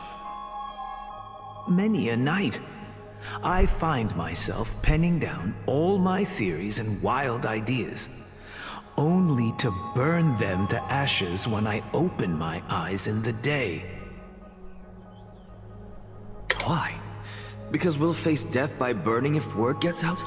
As a sage of the Venerationists, my soul has already become inextricably linked to the Great Tree. Every word I say and every move I make is certain to influence every leaf, every branch, even the tree itself. But above all else, my days are numbered. Instinctively, I have my doubts about the golden blood and the human soul, yet I have no means of verifying them. The golden blood in my veins is woefully thin, and I am loath to waste what little time I have left obsessing over a hypothesis that cannot even be proven in the first place. But I can, sir. I can do it for us. The time is right. Give me all that I need, and I shall accomplish this grand feat on your behalf. you're right. I shall do just that. In the next meeting of the sages, I will spare no efforts fighting for the rights you deserve. Go. Establish your own school of thought. Find out what we are. Become the one who conquers the ultimate truths of the world. Child of humanity. You didn't go to such lengths for an audience with Kefali. Just ask him a few questions, did you? So, you figured it out. If I were as foolish as a Dromus, perhaps I'd throw myself down and prostrate before their greatness, begging for the gods' prophetic wisdom. Well, sorry to disappoint, but I'm no Dromus. Alas, I am a human, standing tall on 2 feet, possessing both intellect and pride. Before such power, does it make any difference whether you're a human or a Dromus? I'm sure you're familiar with the story of the Styxians. When the raging waves threatened to swallow them, they didn't just give up and become sitting ducks. No. They constructed a dam that kept the roaring tide at bay, chaining down the mad Fagusa. They call me a blasphemer, Xerxes. But that doesn't mean I deny the existence of gods. It's just, as I see it, Titans are simply a force that mankind has yet to find a way to tame. Oh? If power that rivals the Titans is what you crave, why not conform to the prophecy and brave the trial? Why stop at harnessing the power of the Titans when I can do so much more? The source of life is what I wish to grasp, to understand what makes up the soul, and to learn what we really are. Thanks to you, I've had the chance to personally verify, in more ways than one, that the soul indeed ceases to exist in death. But where there is death, there is life. And where there is an end, there must also be a beginning. How then is a soul born? That was the only unknown variable left in my calculations. And by the sound of it, you have already formed a conjecture. No, I have already drawn a conclusion. In my journey unto death just now, I finally saw the answer with my own eyes. Professor Anaxa, I'm here. His life hangs by a thread. I must ask you to refrain from taking any unnecessary steps. Of course. I'll bring this to a conclusive end and give you the answer you so desire. However, in accordance with the principle of equivalent exchange, I must also demand from you what I need.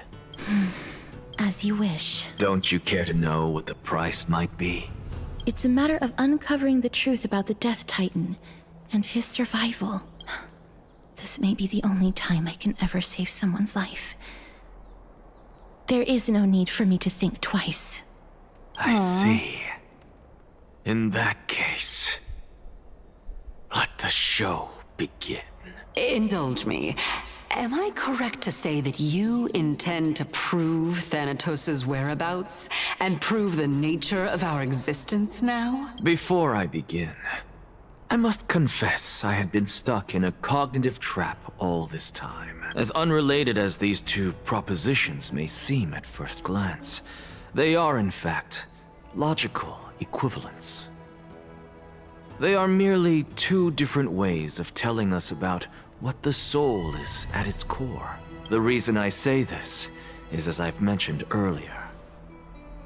The answer was hidden in my journey unto death. Anaxa, you were in the Netherrealm? Yes, I am but a living dead man now, but that's not important. What truly matters is, I overheard a conversation between heroes. That's not all. Remember how I said you were a part of that conversation too, Circes? And I've told you that I have no recollection of such an event. That was likely just an illusion conjured up by the mind of a dying man. Of course you would remember, because that wasn't you. That was Calypso, one of the 7 sages of the Grove. Calypso? Huh? Oh, that's the name I made up on a whim when speaking to this girl. How do you know of it? And surely you jest. Don't you think I, of all people, would know if that were the name of one of the 7 sages under the shade of my tree? Don't you claim to know the Grove's past like the back of your hand? It seems you've lost even the memories seared into your soul. Use your head, Circes. Since all of this took place in the realm of the dead, it stands to reason their likenesses are of souls from the past. The living cannot step foot into that world. So who could they be? Think about Calypso. Why does she share your likeness? Yet you have no idea who she is. The answer is evident, is it not? Those fallen heroes are the mortal incarnations of the Titans before their ascensions to godhood. Knew it. The gods aren't master creators born out of thin air, and they are no different from humans. I knew it. I knew they it. all evolved from one. I knew it. Does this answer disappoint you? Yes, because you've answered nothing. If I truly was once human, as you claim, then where do the children of humanity come from?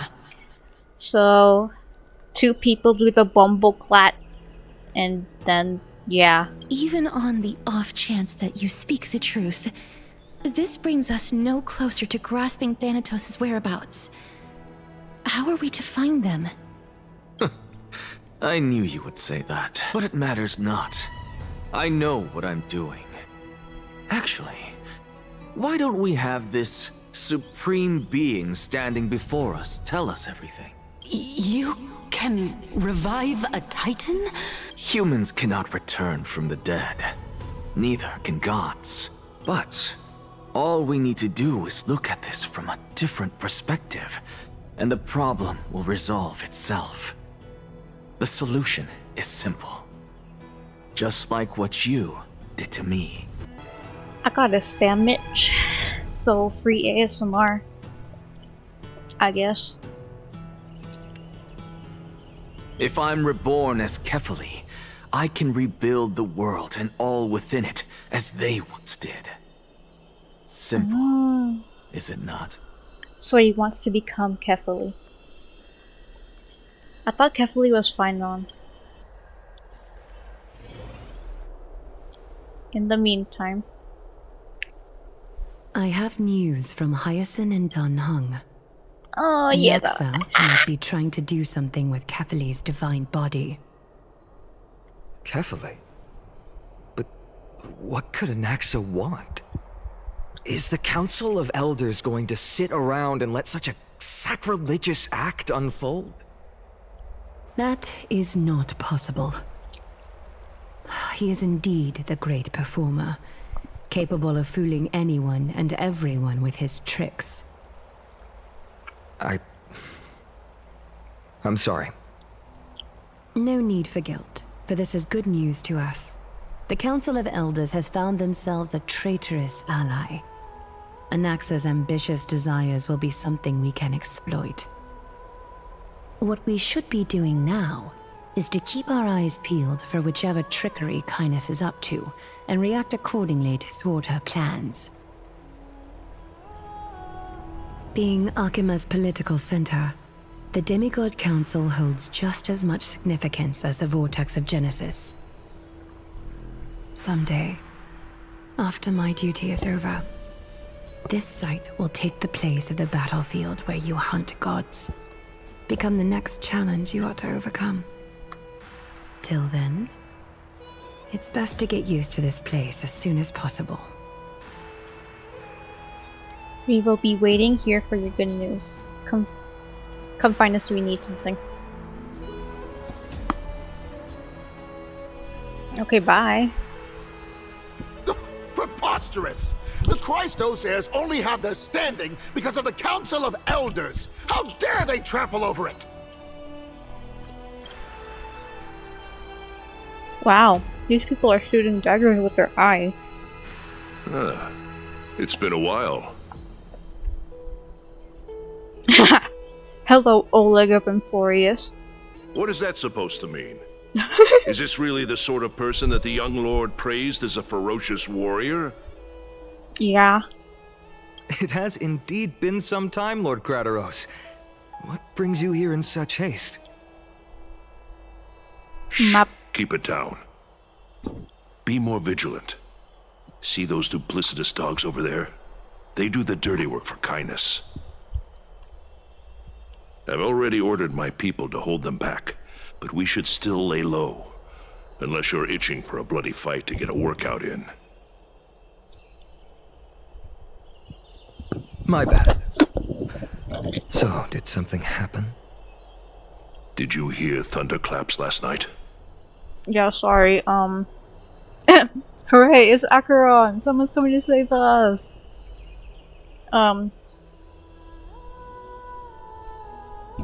Hooray, it's me and Don Hong. We're kinda loud. I apologize.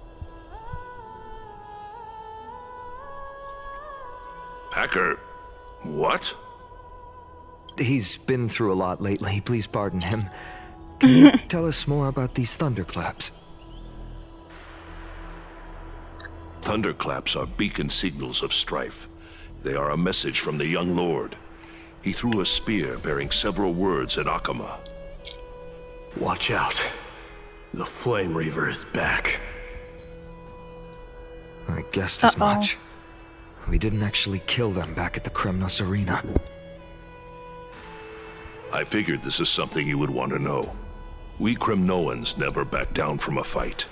So if you plan to take that thing down in a battle, reach out to me anytime. You have my gratitude. I will let Aglaya know about this right away. Remind her to be on her toes while you're at it. That vicious kindness has been unusually active lately. Those lackeys she keeps under cover have been going in and out of the city a lot more frequently these days. Some even seem to be getting Kremnoans to defect to the Council. How dare you! Don't place that! That's... Looks like you can see it for yourself. We should get back. Thank you for the intel, Lord Crateros. Oh.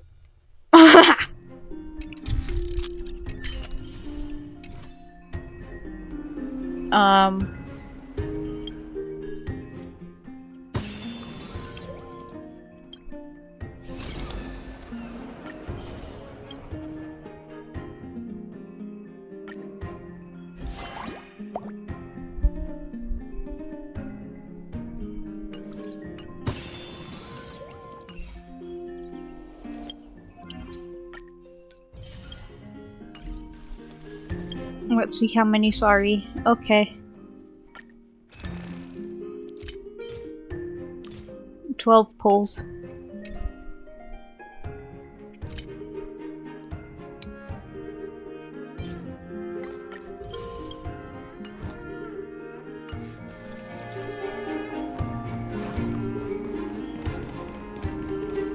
By Catholic into Lenten above, as the Theoros I have observed. Virtuous citizens of Akama, fine Navides, Elysiae, and the Outlander are heading toward us. Why are you talking like that? Aglaya, what happened here? I know about the poisonous fangs. We of literally that just king said goodbye. snake Why are through the you back? golden threads. In the past, I would be confident about keeping her in check, but I admit I am now unable to do so. What do you mean? Castorus? It is no longer about eloquence or arguments. I have been a demigod for far too long that I hardly have any humanity left. Before I realized it, I have become no different from these hypocrites, no longer capable of relating to the people. This has come a lot sooner than I expected. But perhaps it is time. I need you to step up, Finan, in order for me to retreat behind the scenes. Yes, this is my duty, but... It is far easier for the Council of Elders to fool many than just fool one person. Their so-called more support is no more than a ruse to distribute power using words instead of lances. There is no glory in winning this debate, but that makes having respect for humans so much more priceless. Finan, you are a Chrysos heir without flaw, capable of relating deeply with humans. Without flaw? I appreciate what you've taught me, Aglaya. I hope we'll live up to your expectations and win this debate. Oh, we debating? Fun.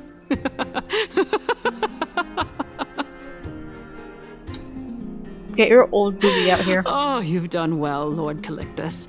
Let me take over and personally close this debate for today.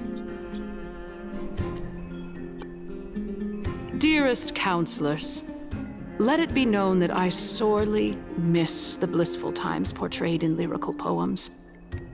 Back then, Amphorius was home to nearly 1,000 cities, each with their own local faith, while gods walked the earth and shared close bonds with humans. Yet, in the present, people from all over are forced to leave their homeland to seek refuge in the holy city, where they hope to rest under Kethali's protection. All of us have long been in the same boat, with no way out of this plight. We didn't have a choice in the past, but now, the Council of Elders brings to the table a new possibility. All I have left is one question for you. Would you rather strive toward the unheard of Era Nova, or return to the prosperous Era Chrysia of our past? Make your choice. Let's go to Era Nova. Which of the two would lead mortals to an ideal future? No hesitation.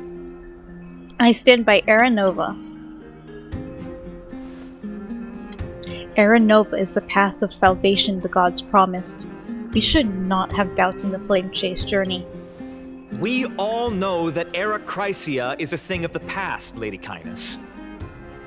Please, enlighten me. How does the Council of Elders plan to turn back time? Let the 3 Titans of Calamity be born, and Era Chrysia is nevermore. But bring demise to those Titans, and Era Chrysia will descend upon us again. Know that the Council of Elders is never one to make empty promises. Look at who we have on our side. Castorus? Anaxagoras, one of the Grove's 7 sages. And Castorus, Idonia's goddess of death. With the help of these 2 heroes, I can promise all Is she of gonna you touch her? that Era Is she gonna touch her? Chrysia will exist once more. Aren't they Chrysos heirs? They're supporting the Council of Elders instead? It's clear from the start that these heroes do not get along well in their group. All the more proof that Aglaya isn't fit to speak on behalf of every Chrysos heir. I am in favor of Era Chrysia. Era Chrysia! Era Chrysia! Okay, you gotta cheer a little louder, man. Castorus? Why are you standing over there? You finally arrived, Anaxa. So have you, Cass. Don't worry, Aglaya. Well, I know that you have many queries. Could you continue to converse like how the citizens normally do? Tell me, dear citizens. If we successfully retrieve and return Thanatos' core flame without anyone passing the Death Titan's trial, what would happen next? The answer is simple. We will have a chance to rid the world of death and bring Amphorius back to an era when all beings live forever. We'll usher in a new future that will be entirely different from the Flame Chase journey. He's one of the 7 sages. That's impossible. The members of the Council Elders are discussing fervently. Your proposal is much too idealistic. As long as the Black Tide still exists, how can we go back to the old days? Remember what I previously said? Kefali's core flame is guarded by the secret power of the Council of Elders. Plus, Fagusa's water curtain will be able to block out any external perceptions. Tell me, dear citizens, have any of you ever seen even a glimpse of the threat that this person is talking about anywhere within the walls of this majestic holy city? But this place will become the Flame Reaver's target sooner or later. Oh. Could it be that you heard that from the Flame Reaver themselves? Citizens, let's loudly sing the blessed hymn. Oh, beautiful old world, where are you now? Oh, legend. After Girl, the shut up. destruction of the 3 Titans of Calamity, the Flame Chase journey will have to end. The members of the Council Elders is cheering in excitement. This is bad. The masses are now totally riled up. Anaxa, pray tell. Everything that you've mentioned hinges on the premise that we can find Thanatos' existence, right? Thank you, Lady Aglaya, for still caring about this city. However, dear citizens, we are truly fortunate and blessed. For Castorus, Idonia's goddess of death, will surely find Thanatos under my guidance. What? With What? that, I solemnly promise that the core flame Lady Castorus brings back will be personally managed by the Council of Elders.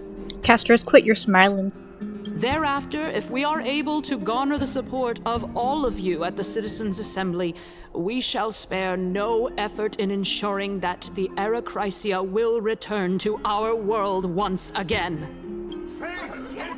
The Council of members of Elders are cheering in excitement. With the balance shattered, the result is clear. By Kefali and Talent and above, as the Theoros, I have observed. Akama has chosen her destiny. The issue up for discussion You didn't even give me a at the chance to Citizens' Assembly speak. shall be modified to the suspension of the Flame Chase journey. This resolution shall be put up on the Wall of Heroes, such that all citizens are aware of the city's way forward. I'm cheering in excitement. Aglaya, dear Aglaya. What has caused your heart to soften? You also don't seem to be as quick-witted as before. Wag your tongue as much as you like. Since the Flame Chase journey has been preordained by the prophecy, our failure has never been on the cards. Well then, I guess we'll find out if that's true at the Citizens' Assembly. Lygus announces the conclusion of the debate, and the attendees part ways. Castorus, what's going on?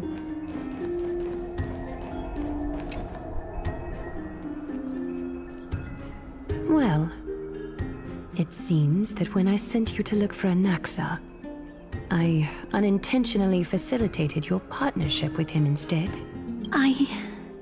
My apologies, everyone. I know that you have many questions to ask me. I will answer them to the best of my knowledge. In that case, please tell us as much as you can.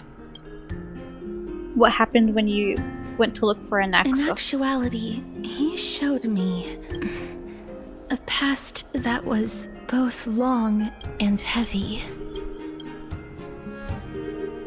The reason I say this is as I've mentioned earlier. The answer was hidden in my journey unto death. Anaxa, you were in the Netherrealm? Yes, I am but a living dead man now. But that's not important. What truly matters is, I overheard a conversation between heroes.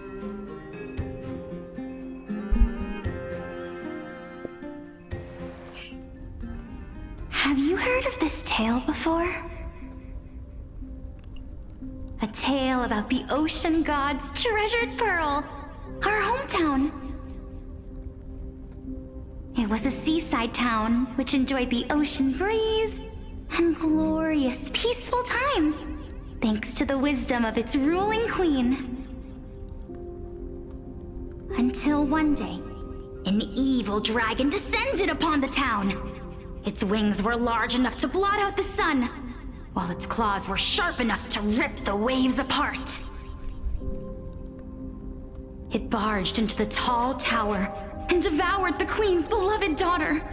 It even settled itself in her bedroom, like a tyrant king. The queen assembled 300 warriors who managed to subdue the evil dragon by chaining it up. However, when the queen slit open the dragon's belly, she realized that the princess had long since been digested, and all that was left of her was a pile of bones. Devastated, the queen wept for several days. It was then that a devious, smooth-talking scholar arrived at the palace and suggested that the princess could be revived through the use of dragon bone and dragon blood. That liar called this process the secret art of alchemy. The princess was reborn! The queen was overjoyed, blissfully unaware that the evil dragon's soul still lurked within the princess's body. As revenge, the evil dragon swallowed the poor queen, the glib liar, the courageous warriors, and all of the town's innocent civilians in a single gulp. Worse still, the souls of the deceased were refused entry to the Netherrealm because they were filled with regret. Forced to roam the mortal realm, these resentful souls ultimately converged into a river of souls that would not retreat for a long time. The terrifying death had consumed all. Thereafter, our hometown fell into ruin as well. Until...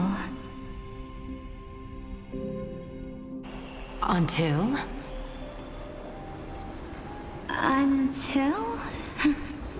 Actually, I don't know what happened next either.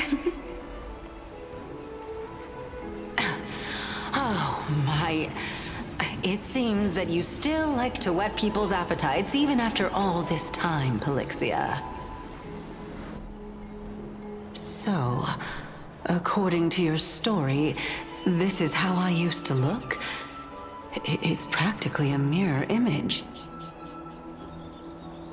And yet, what exactly is this? A miracle that I created with alchemy. As for what it is and how I was able to accomplish it, I'll keep the answers to myself for now. Oh, my goodness. Is this cliffhanger really necessary?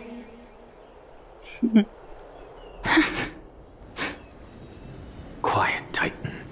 Continue to enjoy this splendid play, and the truth will naturally reveal itself. Dragon, huh? I've heard this legend before. In that case, what do you think of it? I think that this So-called alchemy was a tenuous analogy added to the story by future generations. After all, you've never heard of a tradition of alchemy in your hometown before, have you? Indeed. Before I left home to pursue my education, I never even knew that anybody was looking into this area of study. Therefore, we can just treat this tale as a fable told to young children. A fable, you say? If so, what moral is it trying to impart to the kids? I guess it might be the concept of equivalent exchange? Oh? I thought the moral might be closer to something like honor the dead.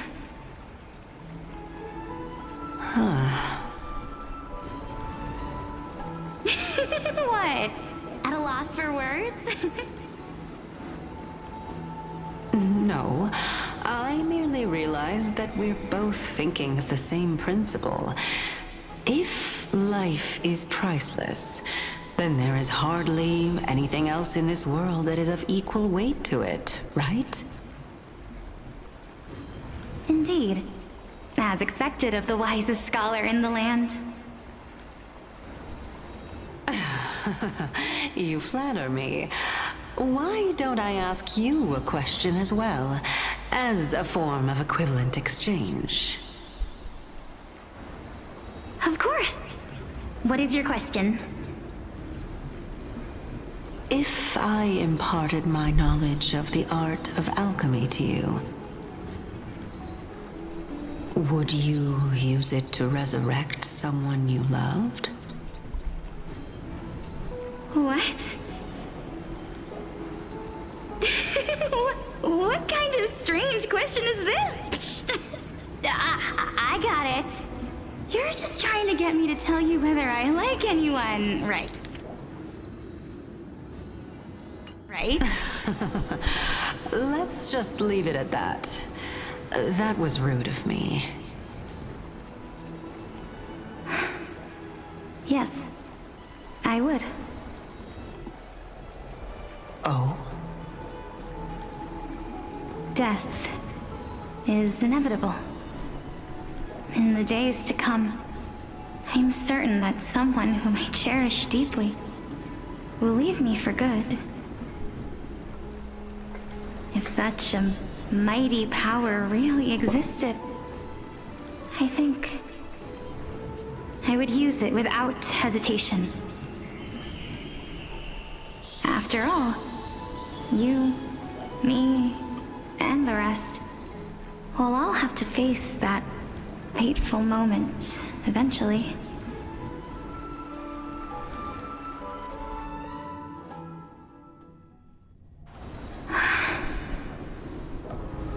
My time is finally here. However, perhaps because of my firm belief in the immeasurable value of life,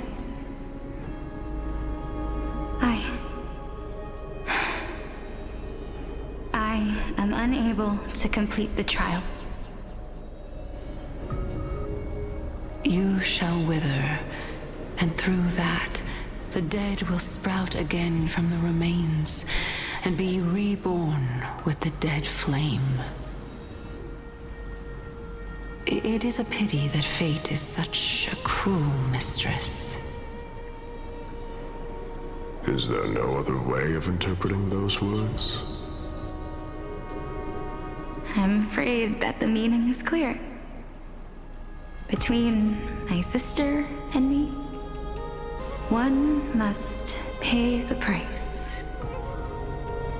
Our trial can only be completed when the one chosen sacrifices her life.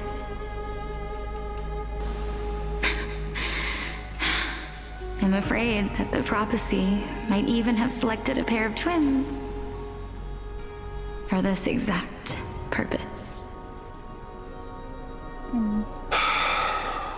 Fortune makes fools of us all. So that's your My twin sister sister. is prepared to sacrifice herself. Castros. And yet, I can't do the same. How absurd. My time is almost up, but I'm still afraid to welcome death. What should we do? If I'm ultimately not able to make up my mind... Since Chaos is willing to guide all of us and leave this trial to the end, there is still plenty of time for you to ponder. That's right. Don't allow the fog of an uncertain future to cloud your mind. Trial, prophecy, the topics that they're discussing seem familiar. But these three people must not have left their names in the epics. Otherwise, I would have some recollection of this.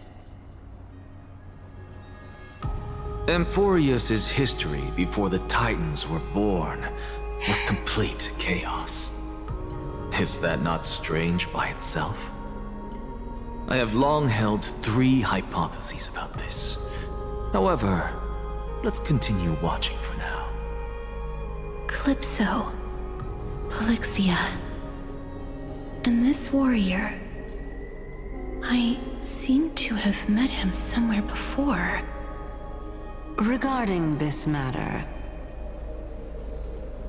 Nias, are you confident that you'll complete your trial? Of course. Though, I am worried about what will happen once I've emerged victorious.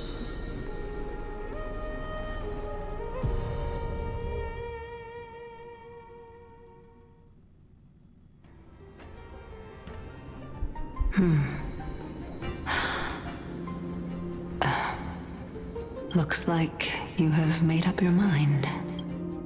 Yes, this is the safest course of action. Completely separating courage, honor, tenacity, sacrifice, and reason. You really know how to make things difficult.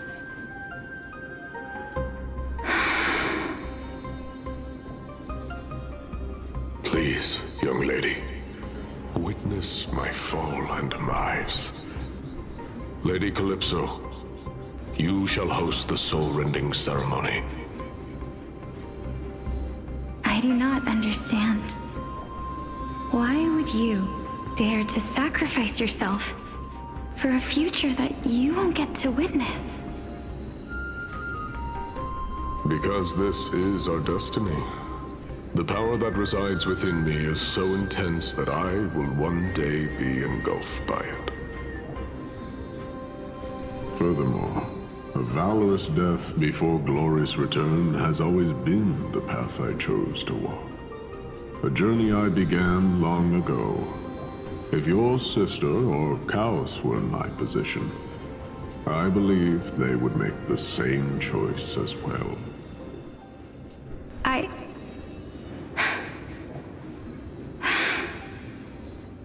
I'm not that brave.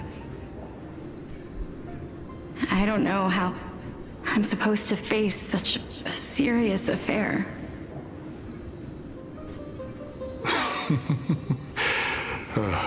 Despite being Death's chosen one, it seems you still don't know how to face it. Let's chat, young lady. Perhaps I shouldn't end my journey so hastily. Since there's still time, I'm not worried about letting fate wait a little longer. Of course. This warrior is Lord Nias. As the embodiment of Nikador's divinity, he entrusted his life to us and allowed humankind to end his madness. That means that what I'm currently seeing before my eyes is, in fact... Looks like one hypothesis of mine has already been proven true.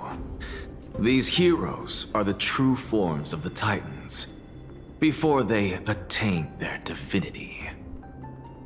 If so, the chosen one of death that he speaks of is actually... Polixia? Is the previous form of Thanatos? But her appearance... If this is true, as long as we can find out where she went, we'll naturally be able to figure out the location of the Death Titan.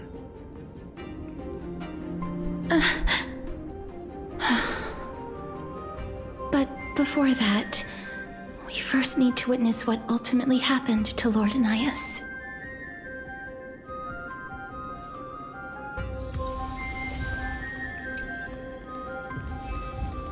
Nikador's courage is a testament that they have never once retreated from a battle. I've heard that these words are still engraved in Castrum Kremnos even today. It didn't occur to me that they were actually part of an alchemical formula.